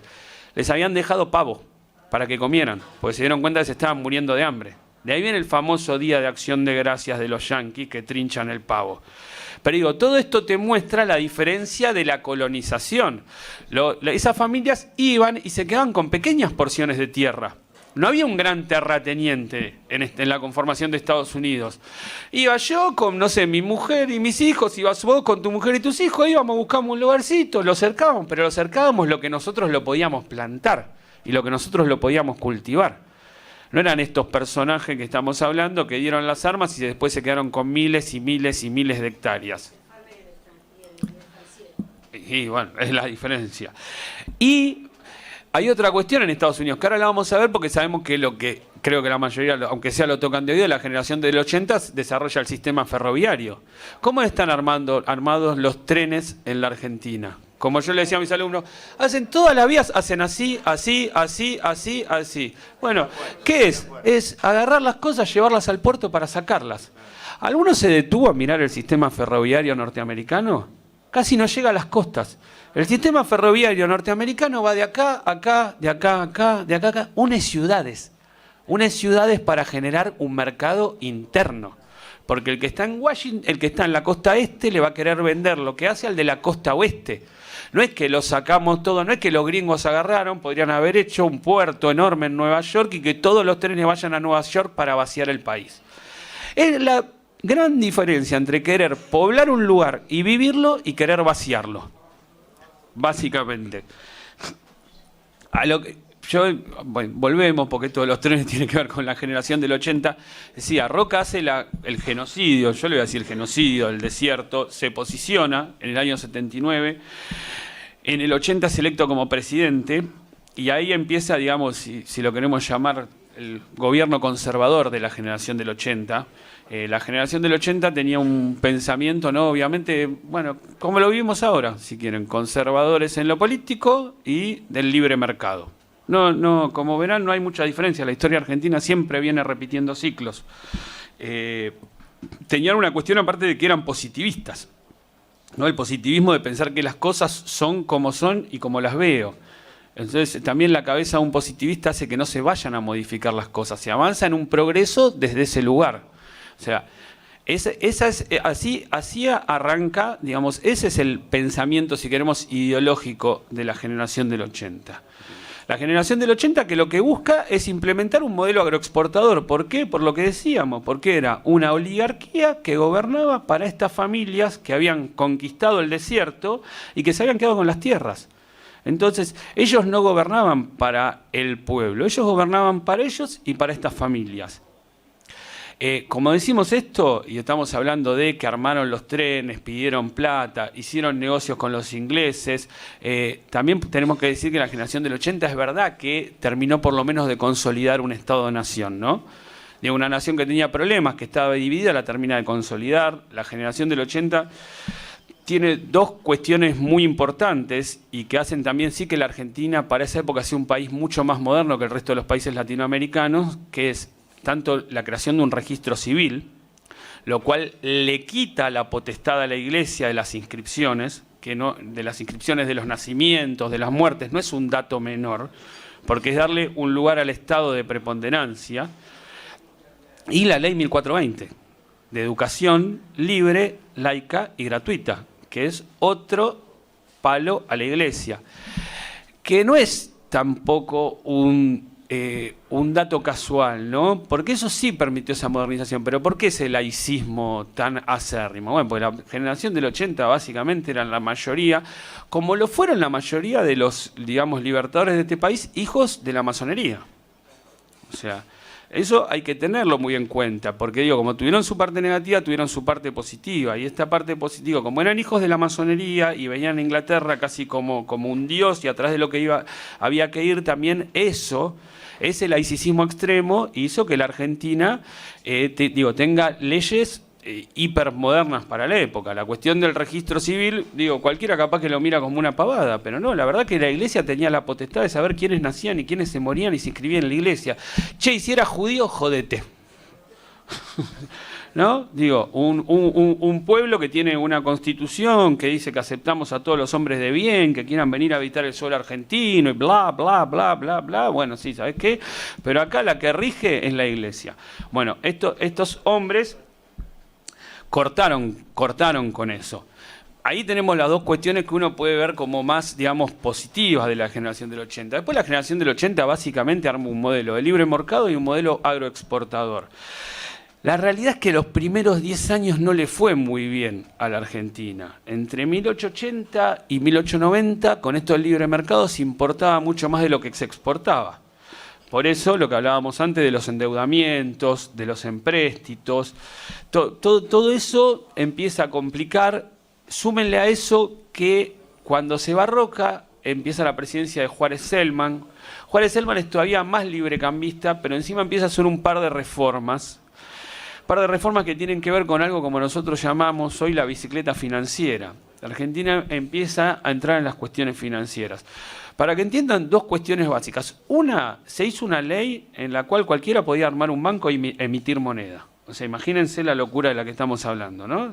Nosotros nos juntábamos, teníamos la plata, armábamos un banco, pedíamos los permisos y nos poníamos a hacer billetes. O sea, ¿qué implica eso? Que no tienen un respaldo esos billetes.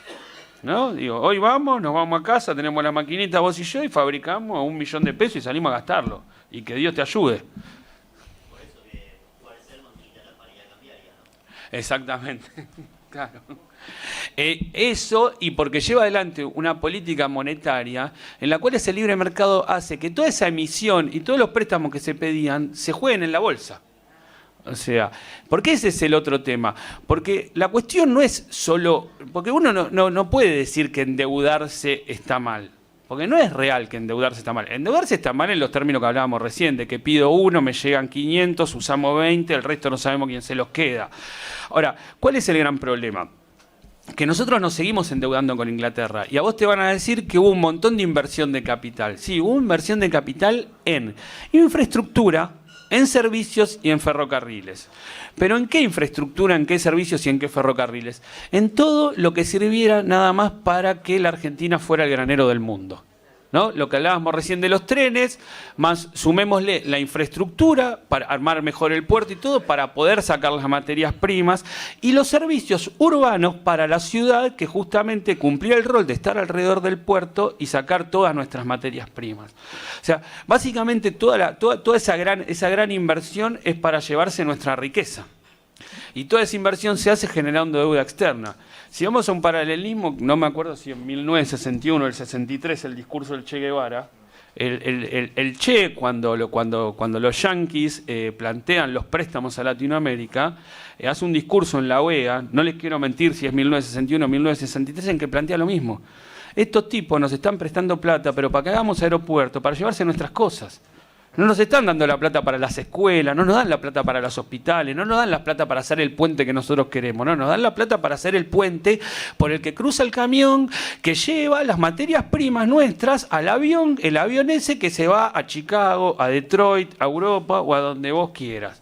O sea, básicamente, de vuelta, seguimos funcionando a través de un colonialismo. Nos endeudamos, nos dicen que estábamos haciendo un gran país, pero un gran país que era agroexportador y que teníamos el mismo problema ahora. ¿Y quiénes se hacían ricos? Los mismos que se están haciendo ricos ahora. ¿Por qué?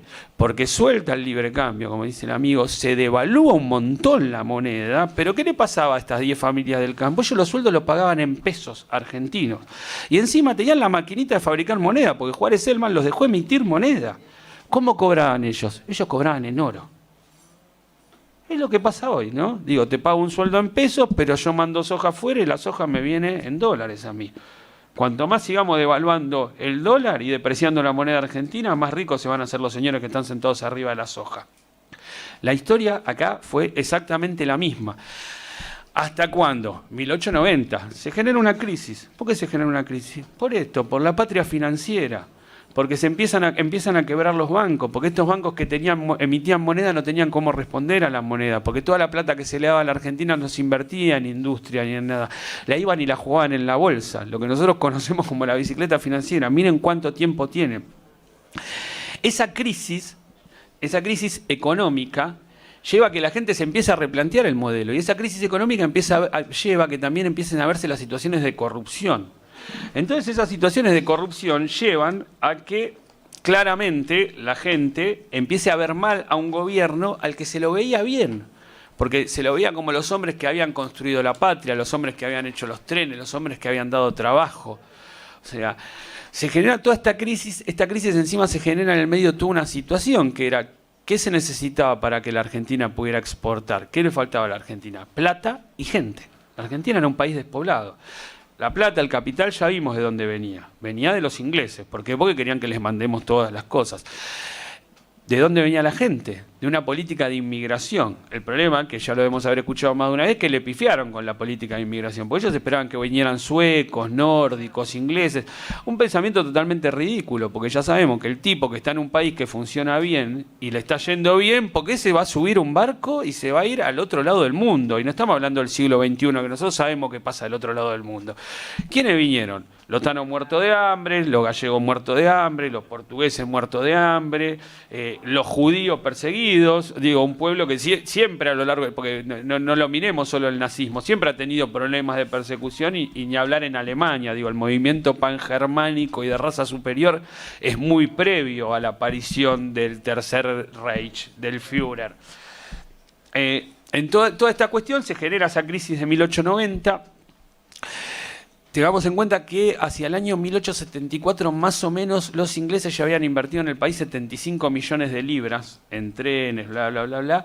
Para 1890 ya la inversión era de 175 millones de libras. Acordémonos que la inversión venía de vos tenés que hacer esto, tenés que hacer lo otro. Toda esa crisis desencadena la aparición de un actor político importante que es la Unión Cívica, ¿no? Lo que nosotros conocemos como la Unión Cívica Radical. Y se lleva adelante la primera revolución que vamos a tener en la Argentina, que es la denominada Revolución del Parque. Toda esta crisis económica, más esta crisis moral de dejar de ver a estos hombres como los grandes adalides de la justicia, que encima nos habían salvado de los indios que estaban en esa frontera, que iban a venir y nos iban a comer y iban a acabar con la civilización argentina, se cae un poco ese mito y aparecen tres personajes, Alem, Irigoyen y Del Valle, que llevan adelante una revolución en las calles. De hecho, vieron que los radicales usan boinas blancas. La boina blanca viene de esa época, como eran no eran ejércitos, los revolucionarios se ponían una boinita blanca para identificarse. Los combates en la calle duran más o menos 3 días. La revolución cae rápidamente, pero tiene un gran costo para los conservadores, que es que la revolución, dijimos, empieza el 26 de julio, el 6 de agosto Juárez Celman renuncia. Y no solo es la renuncia de Juárez Celman, es que se quiebra el roquismo. Básicamente nos encontramos con Pellegrini, que entra como porque era vicepresidente de Juárez Celman, ya teniendo otra visión, diciendo a esto hay que darle otra salida. El radicalismo en esta revolución, porque aparte no plantea solo esta cuestión, sino que empiezan a plantear la cuestión de por qué no votamos todos, por qué este voto cantado, por qué no hay, claro, exactamente, por qué no hay una ley. Los radicales en 1894 arman su comité nacional por primera vez y llaman al abstencionismo electoral. Los radicales tenían 3 principios: la abstención electoral, la intransigencia y la revolución. ¿Qué significa? La abstención electoral era lo que yo decía antes. Nosotros no nos vamos a presentar a elecciones hasta que las elecciones sean obligatorias y libres y secretas. La intransigencia con el régimen es no vamos a negociar con el régimen. Nosotros queremos eso y es lo mínimo que corresponde que le den a la ciudadanía. Y bueno, la revolución, lo que estamos diciendo, no tenían ningún problema en agarrar las armas y salir a la calle para voltear al régimen.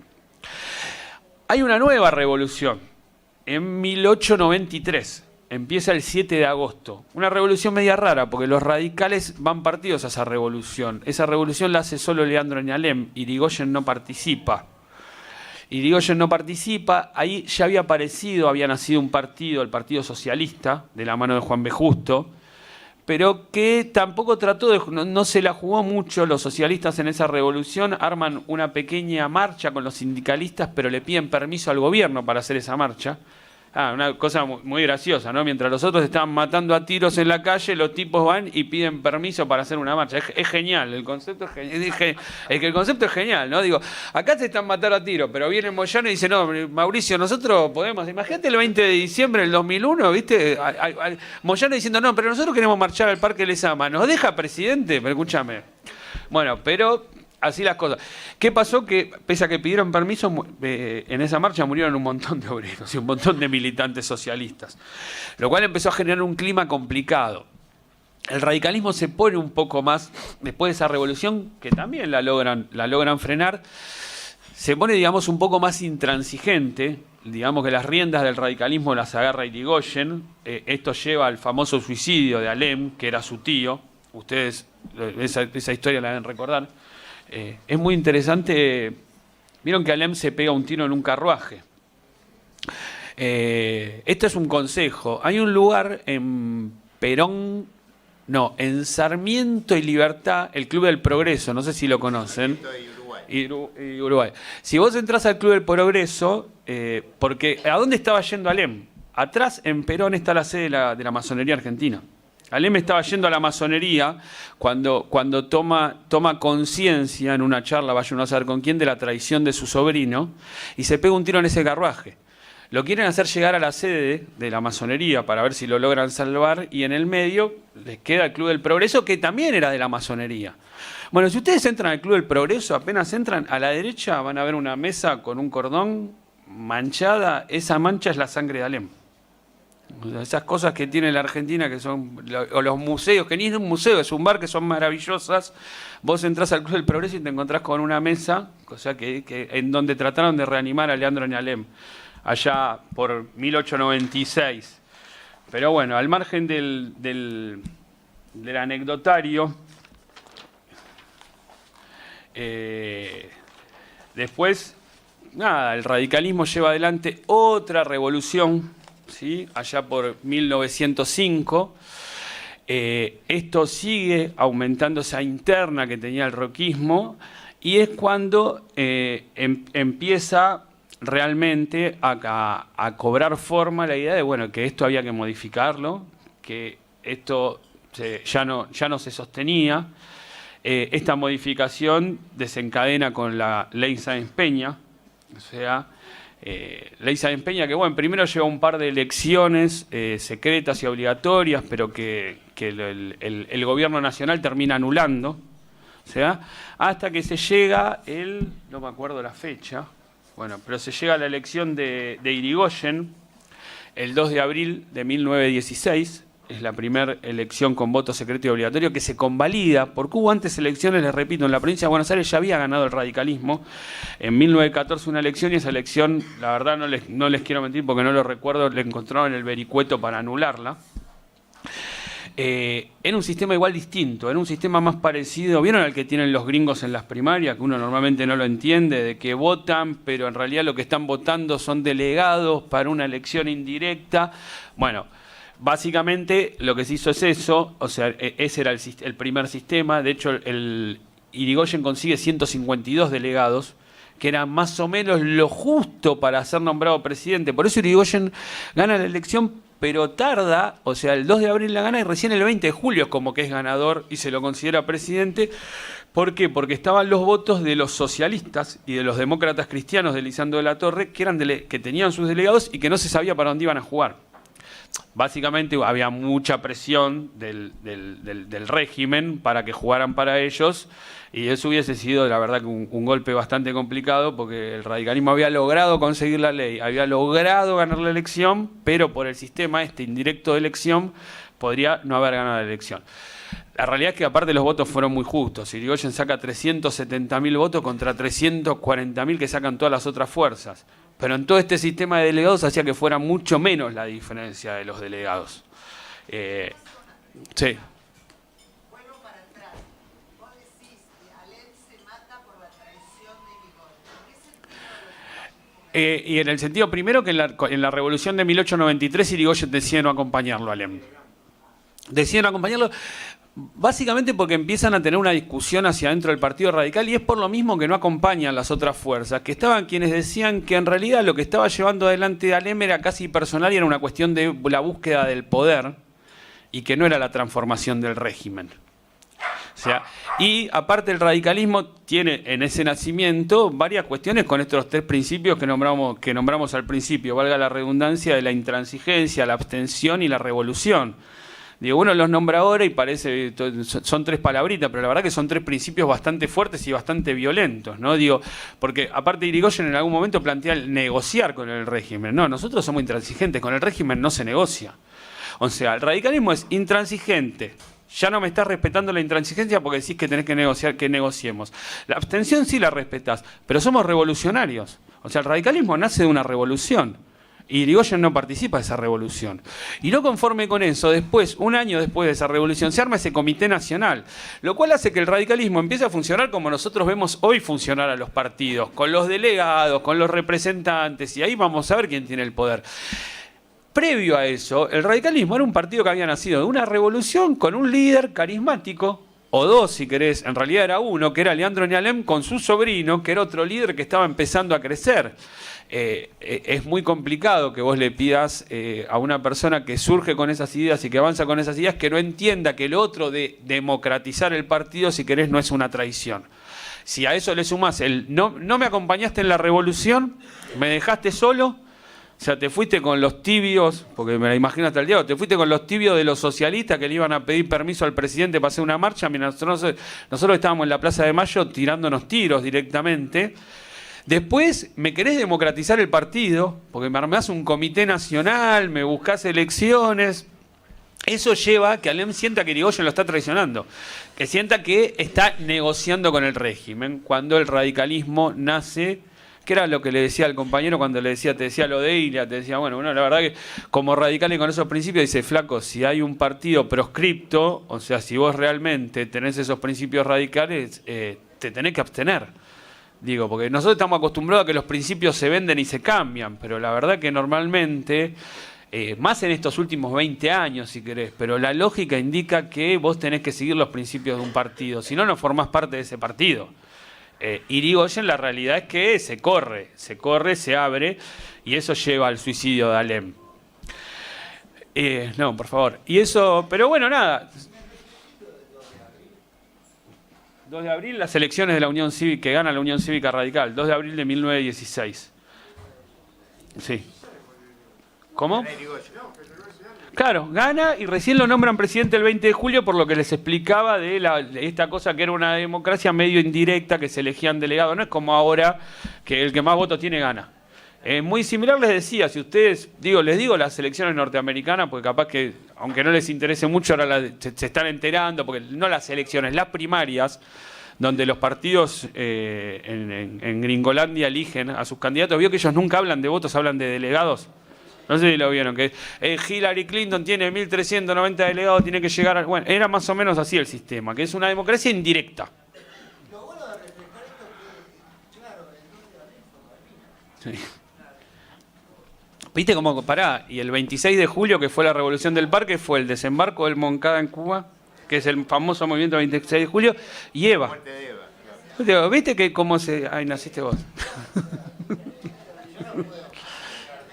No, pero es que a mí, yo eso lo marco porque es muy llamativo, ¿viste? Como las líneas temporales algo te están diciendo. Y es más, si no me equivoco, creo que el nacimiento de Perón se comparte con la muerte del Che. Con la muerte del Che, sí. Digo, en fechas.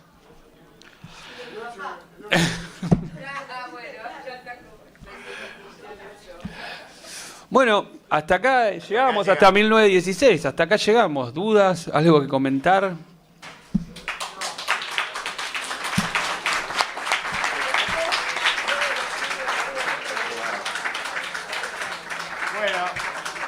Ahora vamos a empezar con la parte divertida. No, por eso debatamos un poco, no sé qué. Vamos a empezar con la parte divertida ahora. ¿Tiene que ver algo también Irigoyen con Sarmiento? Yo leí la historia de la vida de Irigoyen de Galvez y mencionaba que había un parentesco con... Ah, no, ahí me mataste. No, ahí me mataste. No sé si con un amante de Sarmiento. Una relación No, parentesco tuvo un hijo con un amante y... Ahora, la generación del 80 es, digamos, la primera que tiene un proyecto de país. Exactamente. ¿No? Sí. Eso es importante. O sea, es el primer grupo social, aristocrático, oligárquico, pero que tiene un proyecto de país. Esto lo empieza a romper, me parece, Irigoyen, y después lo termina concretando el peronismo, que empieza a romper Irigoyen, este proyecto de país de la ciudad de Puerto, unitario, digamos, de alguna manera, y me parece que lo termina concretando el peronismo, sentando a la mesa del poder a la clase trabajadora, ¿no? O sea, Irigoyen de alguna manera es el que trae a la clase media a permitirle discutir el poder, y Perón, esto simplificando, ¿no? Y Perón de alguna manera sienta a la clase trabajadora a esa mesa, y ahí aparecen los dos proyectos antagónicos que vienen desde la Revolución de Mayo, como decíamos antes, ¿no? Un comentario que quería hacer es que en la Guerra Civil Norteamericana se crea por el tema de las retenciones. O sea, los algodoneros del sur no querían pagar retenciones a los industrialistas del norte. Los industrialistas del norte querían que las retenciones sirvieran para desarrollar la industrialización en el país. Para eso le ponían un impuesto a los algodoneros para que exportaran desde los puertos que manejaban ellos. Como los algodoneros no estaban de acuerdo, se produce la guerra de secesión. Y para suerte de ellos ganó el norte. Y para suerte de ellos ganó el norte, que es lo contrario de lo que nos pasó a nosotros. O sea, en el caso de ellos, ganaron, no los que ganaron acá ganaron los otros. Nos ganaron los del país agroexportador, digamos, ¿no? De alguna manera, Perón viene a concretar un proyecto industrialista, es el primer proyecto industrial que tiene como país la Argentina y por lo tanto necesita de la base de los trabajadores para apoyarse políticamente, para desarrollar ese proyecto, ¿no? Claro. Pará, vamos, porque vos tenías... Vamos, así nos ordenamos para... Claro. Primero, comparto el análisis político por el eje que tomaste. Me sentí plenamente identificado con muchos pasajes. Sigo reivindicando, mi cabalito batalla de las discusiones siempre es la guerra de la triple infamia, que fue un genocidio, que eran los varones de menos de 14 años, los viejos y las mujeres. Algunas murieron también peleando por ese país que era independiente, que era industrialista, que tenía altos hornos, bueno, todo eso, ¿no? El de mayor nivel educativo de Latinoamérica, de Sudamérica. Dos digresiones en esa guerra. Una, porque la contamos, la figura de Urquiza. Cómo jugó Urquiza, que ya había hecho, creo que fue el gran traidor de la causa federal, Sí. del proyecto federal que sí tuvo este país, que trató de hacerse, que tuvo en su expresión los caudillos federales, los caudillos montoneros, los caudillos federales que tenían su montonera. Y eso me trae algo personal. Cuando volví del exilio interno, a ver a mi hija que se crió con los abuelos, iba a la bicicleta San Isidro, donde se juntaba un grupo de gente con Darío Alessandro, un viejo prócer del movimiento nacional. Yo creo que vos y yo pertenecemos al movimiento nacional y popular. No hace falta decir si sos radical o sos peronista. Terminemos con eso. Acá el eje es el movimiento nacional y popular. Alrededor de Alejandro había dos hermanos, Carlos Álvarez y Ariel. Y Ariel me decía, Gallego, con Sandés y Razábal y Paunero pasaron la garlopa cuando terminaron con el... No, igual seguí, pero te van a escuchar mejor los de atrás. Bueno, me decía Ariel Arballo, Gallego, con Sandés y Razábal pasaron la garlopa contra los últimos caudillos y Razábal lo mató al Chacho desarmado, al Chacho Peñalosa rendido. Le cortaron la cabeza, la pusieron en una pica de la plaza de Olta, a su mujer la Romero le hicieron barrer la plaza alrededor de la cabeza. Y el educador Sarmiento le mandó una carta a Razábal felicitándolo precisamente por la forma, porque sin la exhibición de la cabeza de ese inveterado pícaro, las chusmas no se hubieran aplacado. Esos son los antecedentes de la generación del 80. Pero Ariel me decía, Gallego, olvidémonos, con Razábal y Sandés pasaron la garlopa y pasaron 50 años para que en el 16 llegáramos con Irigoyen. Estos milicos, el genocidio de Videla, Macera, Agosti y compañía, también pasaron la garlopa, olvidémonos por 50 años. Y esto es una nota optimista. Como decía Luis Fug, somos optimistas históricos, porque decíamos, pasó mucho menos tiempo hasta que volvimos antes que eso. Mucho antes que eso el pueblo argentino trató de tomar las riendas. Hoy hemos dado un paso para atrás, pero no más. Ahí nos vamos a firmar los garrones, como decían los mapuches, cuando los acorralaba en el Neuquén la gente de Roca, de a pie. Dejaban el caballo, sacaban el facón y aguantar lo que viniera. No es por el lado de violencia que se resuelve esto, sino la pelea la estamos dando en la conciencia de la gente. Estas cosas que han iniciado acá me parece que es muy importante y te agradezco mucho tus palabras.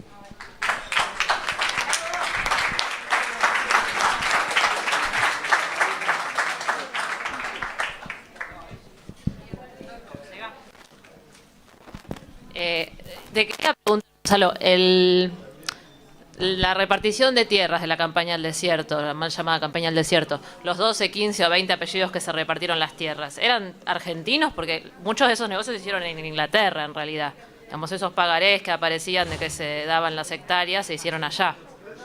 Bueno, sí, y si esos apellidos, digamos, están en la sociedad rural ahora, pero ¿hay alguno muy conocido? están en la sociedad rural, pero, a ver, claramente su mayoría eran ingleses. De hecho, los que lo nombré acá al pasar, no sé por qué cuando hablábamos de Irigoyen, que dije que aunque uno tuviera cosas para marcarle, uno no podía negar que era un líder popular. Los hechos de la Patagonia trágica, libro que la verdad que vale la pena leer, y si son muy vagos, mirás la película, pero digo, si vos lo mirás, Varela, o sea, le terminan cantando el feliz cumpleaños en inglés, en agradecimiento a la matanza que había llevado adelante. Claramente la Patagonia y todo este reparto de tierra fue casi toda inglesa. A ver, que fueran apellidos ya instalados en la Argentina, pero eran apellidos claramente importados de Inglaterra. Lo que hay que entender es que después de que nosotros nos liberamos, este país respondió a Inglaterra. O sea, por lo que hablábamos, por lo que fuimos comentando, y también por otra cuestión que comentamos, que tenía que ver con este laicismo, que es la cuestión masónica. O sea, a la Argentina, la organización de la liberación argentina claramente se lleva adelante desde lo que se denomina la Logia Lautaro. La Logia Lautaro era una logia masónica de un montón de argentinos que estaban estudiando en Inglaterra, que se formó en Londres. Eran todos personajes que formaban parte de una logia masónica, pero en Inglaterra.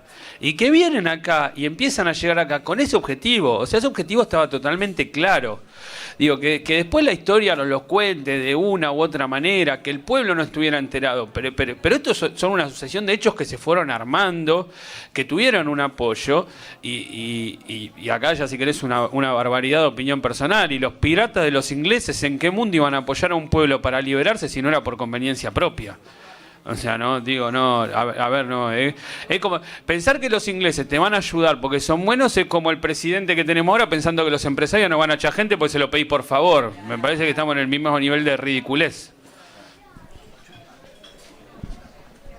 En la biblioteca del Museo Mitre hay 3 ediciones de libros ingleses en inglés, hechos por Inglaterra, sobre Argentina, indicándoles a los colonialistas que iban a venir a invertir a la Argentina, a los ingleses, dónde estaban las zonas de producción, qué se producía, cuáles eran los referentes de ellos, cómo dominar, con quién tal cosa, y con son 3 libros así de grandes en el Museo Mitre. Me olvidé un dato anecdótico, el entreguismo, ¿no? Y que hablábamos. Si pueden ir, es otra recomendación. Igual la anécdota que les voy a contar es muy difícil que se la cuenten, pero a veces justamente la masonería argentina hace conferencias abiertas en el gran templo de la masonería argentina. Si vos entrás a ese gran templo, lo primero que te van a contar es que vos tenés una silla allá adelante, que es la persona que manda. En una época, Sarmiento estuvo sentado en esa sillón, pero en esa sillón estuvo sentado un personaje que yo la verdad que lo veía en las calles y nunca supe quién cazzo era, que se llama Roque Pérez. Roque Pérez fue el primer gran maestre de la masonería argentina, o sea, el hombre que conducía, si querés pongámosle presidente. Sentado acá en un banco, en un lugar de conducción, en esa misma época, estaba Urquiza, y sentado acá estaba Mitre. Si vos entrás, está tapado, pero te las corren las cortinas, hay un montón de lo que nosotros lo veríamos como percheros, ¿no? No son percheros. Te explican que en realidad es donde los tipos dejaban los sables, pues no podían entrar armados.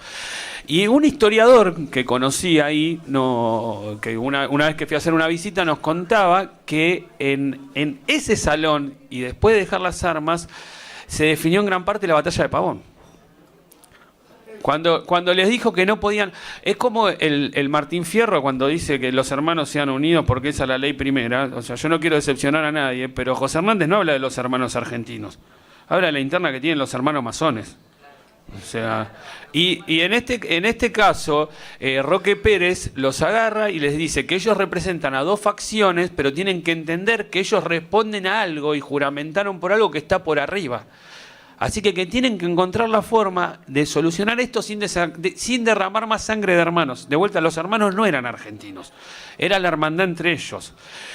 Por eso uno, aunque suene feo, se suma a esa teoría entreguista de Urquiza, porque vaya uno a saber qué pasó, o sea, cómo estaban las situaciones de poder, digo, como todos hemos escuchado la historia de por qué San Martín no llegó hasta allá arriba, y porque estaba Bolívar, que en la masonería estaba por arriba de él. Y a ver, no son historias anecdóticas, uno agarra libros de historia y hay historiadores que lo cuentan y que estuvieron en esos lugares, y esta sí, o sea, yo lo que llegué fue este historiador contando esta anécdota de cómo, y que está en los libros de la masonería, cómo el que estaba por arriba los cagó a pedo como a 2 chicos, a los 2, y les digo que había que solucionarlo, y hay uno capaz que, viste, cuando empezás a lucubrar, decís, ahí entendés un poco más la batalla de Pavón, el entreguismo de Urquiza. Y te doy vamos a darle una puntada más, de vuelta. No deja de ser la misma institución que responde a Inglaterra. Si uno se pone a ahondar, todas las masonerías del mundo responden a un personaje llamado el Duque de Kent. Ese personaje llamado el Duque de Kent no se elige, no se nombra, es un primo de la reina. El Duque de Kent siempre es un primo de la reina. Entonces vos decís, ¿y quién la tenía que ganar? ¿A los ingleses qué les servía? ¿Un país federal? ¿O les servía que sigamos teniendo este país unitario, hacemos los trenes y nos llevamos la materia prima? No vamos a tener nadie que nos firme el papel diciéndonos qué pasó, porque aparte están todos muertos. Pero digo, uno empieza a tratar de iluminar la historia y las cosas te van cerrando.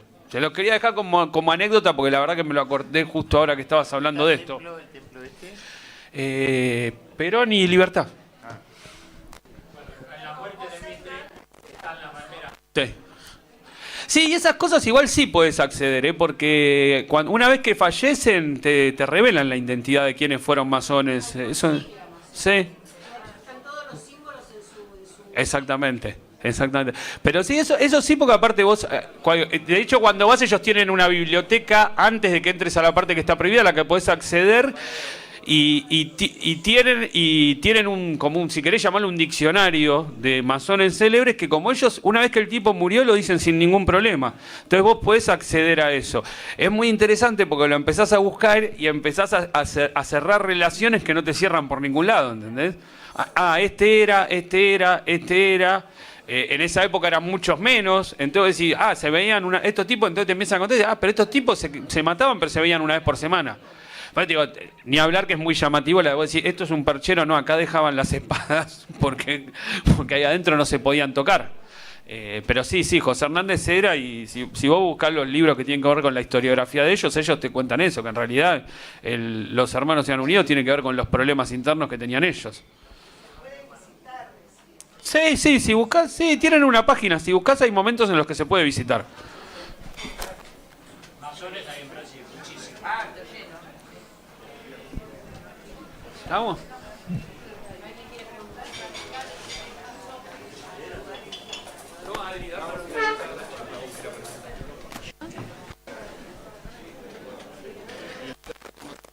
¿Próximo ciclo cuándo es? Y el 28, vamos a ver, probablemente lo traigamos a Leandro Santoro a hablar.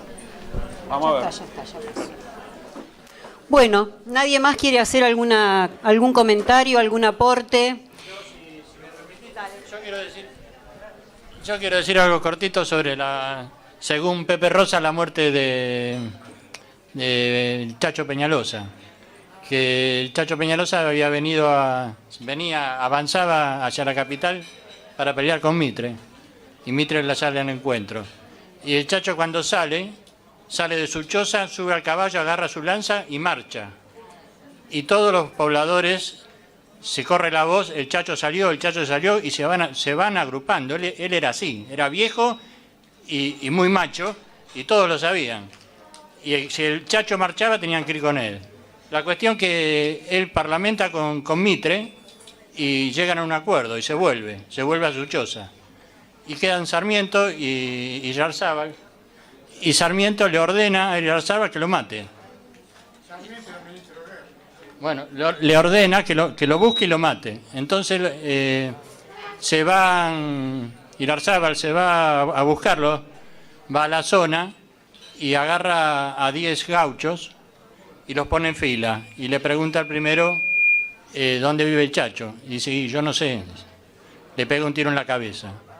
El séptimo habló. El segundo, tercero, cuarto, quinto y sexto sabían que morían y se dejaron matar por el Chacho. Gracias, muchas gracias. Bueno, como decíamos... Gonzalo Castaño. Bueno, como decíamos al principio, esto de que todos podamos participar, hoy se vio claramente porque todos tenemos algo para aportar, todos somos poseedores de algún conocimiento que no tiene el otro, y de esa manera nos vamos formando todo y vamos ayudando a formar al otro. Bueno, vamos a seguir con estas charlas dentro de 15 días. Tenemos pensado, como decía antes Luis, 6 charlas consecutivas cada 15 días. Vamos a tener después en julio por ahí 2 charlas juntas porque viene el 9 de julio, que es el aniversario de la independencia, y ese día no lo vamos a hacer a pesar de que caiga sábado. Entonces, la próxima vez que nos juntemos, que va a ser el sábado 28 de mayo, vamos a tener una charla sobre los periodos 1916 a 1930 y 1930 a 1943, o sea, toda la etapa radical y el nacimiento o los inicios del peronismo. Pensamos que nos va a visitar y nos va a acompañar en esa disertación Leandro Santoro, que es uno de los irrompibles del grupo de Leopoldo Moró, del Movimiento Nacional Alfonsinista, como nos acota acá el compañero de la Franja Morada. Pero como dice mi amigo el gallego, somos todos del campo nacional y popular. Así que bueno, los esperamos a todos, les agradecemos muchísimo que hayan venido.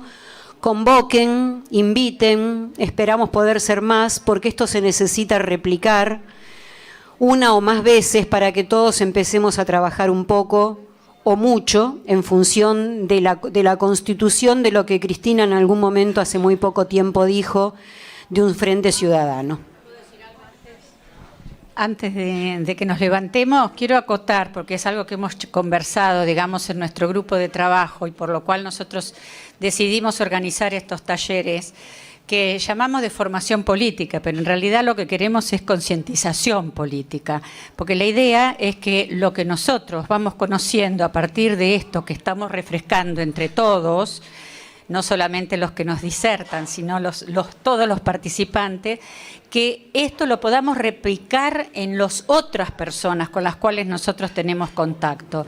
Porque eso es lo que nosotros tenemos que poder lograr, poder formar a la gente o concientizar a todas las personas que nosotros conocemos desde todos los lugares, desde el almacenero, el verdulero, el taxista, el que sea, de todas estas historias que conforman la historia argentina y que tiene que ver con el momento que nosotros estamos viviendo actualmente.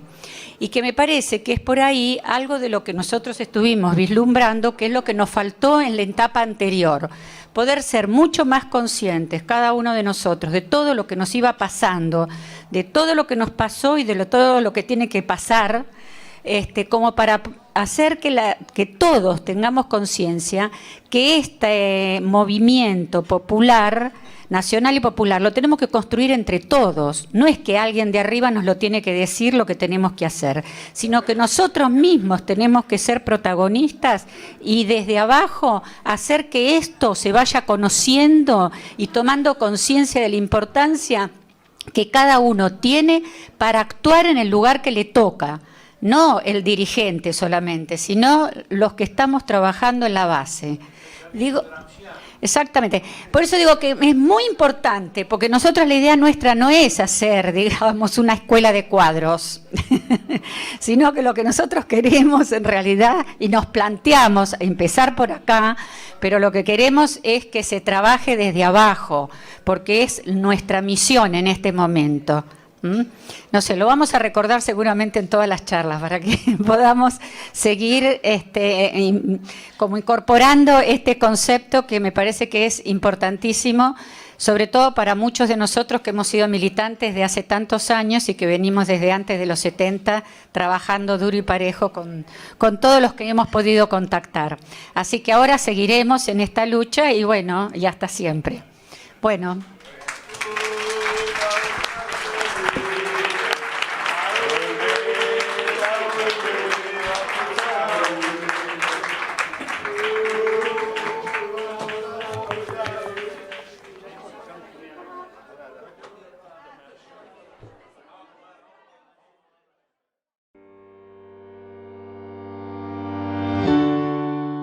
Sudestada TV.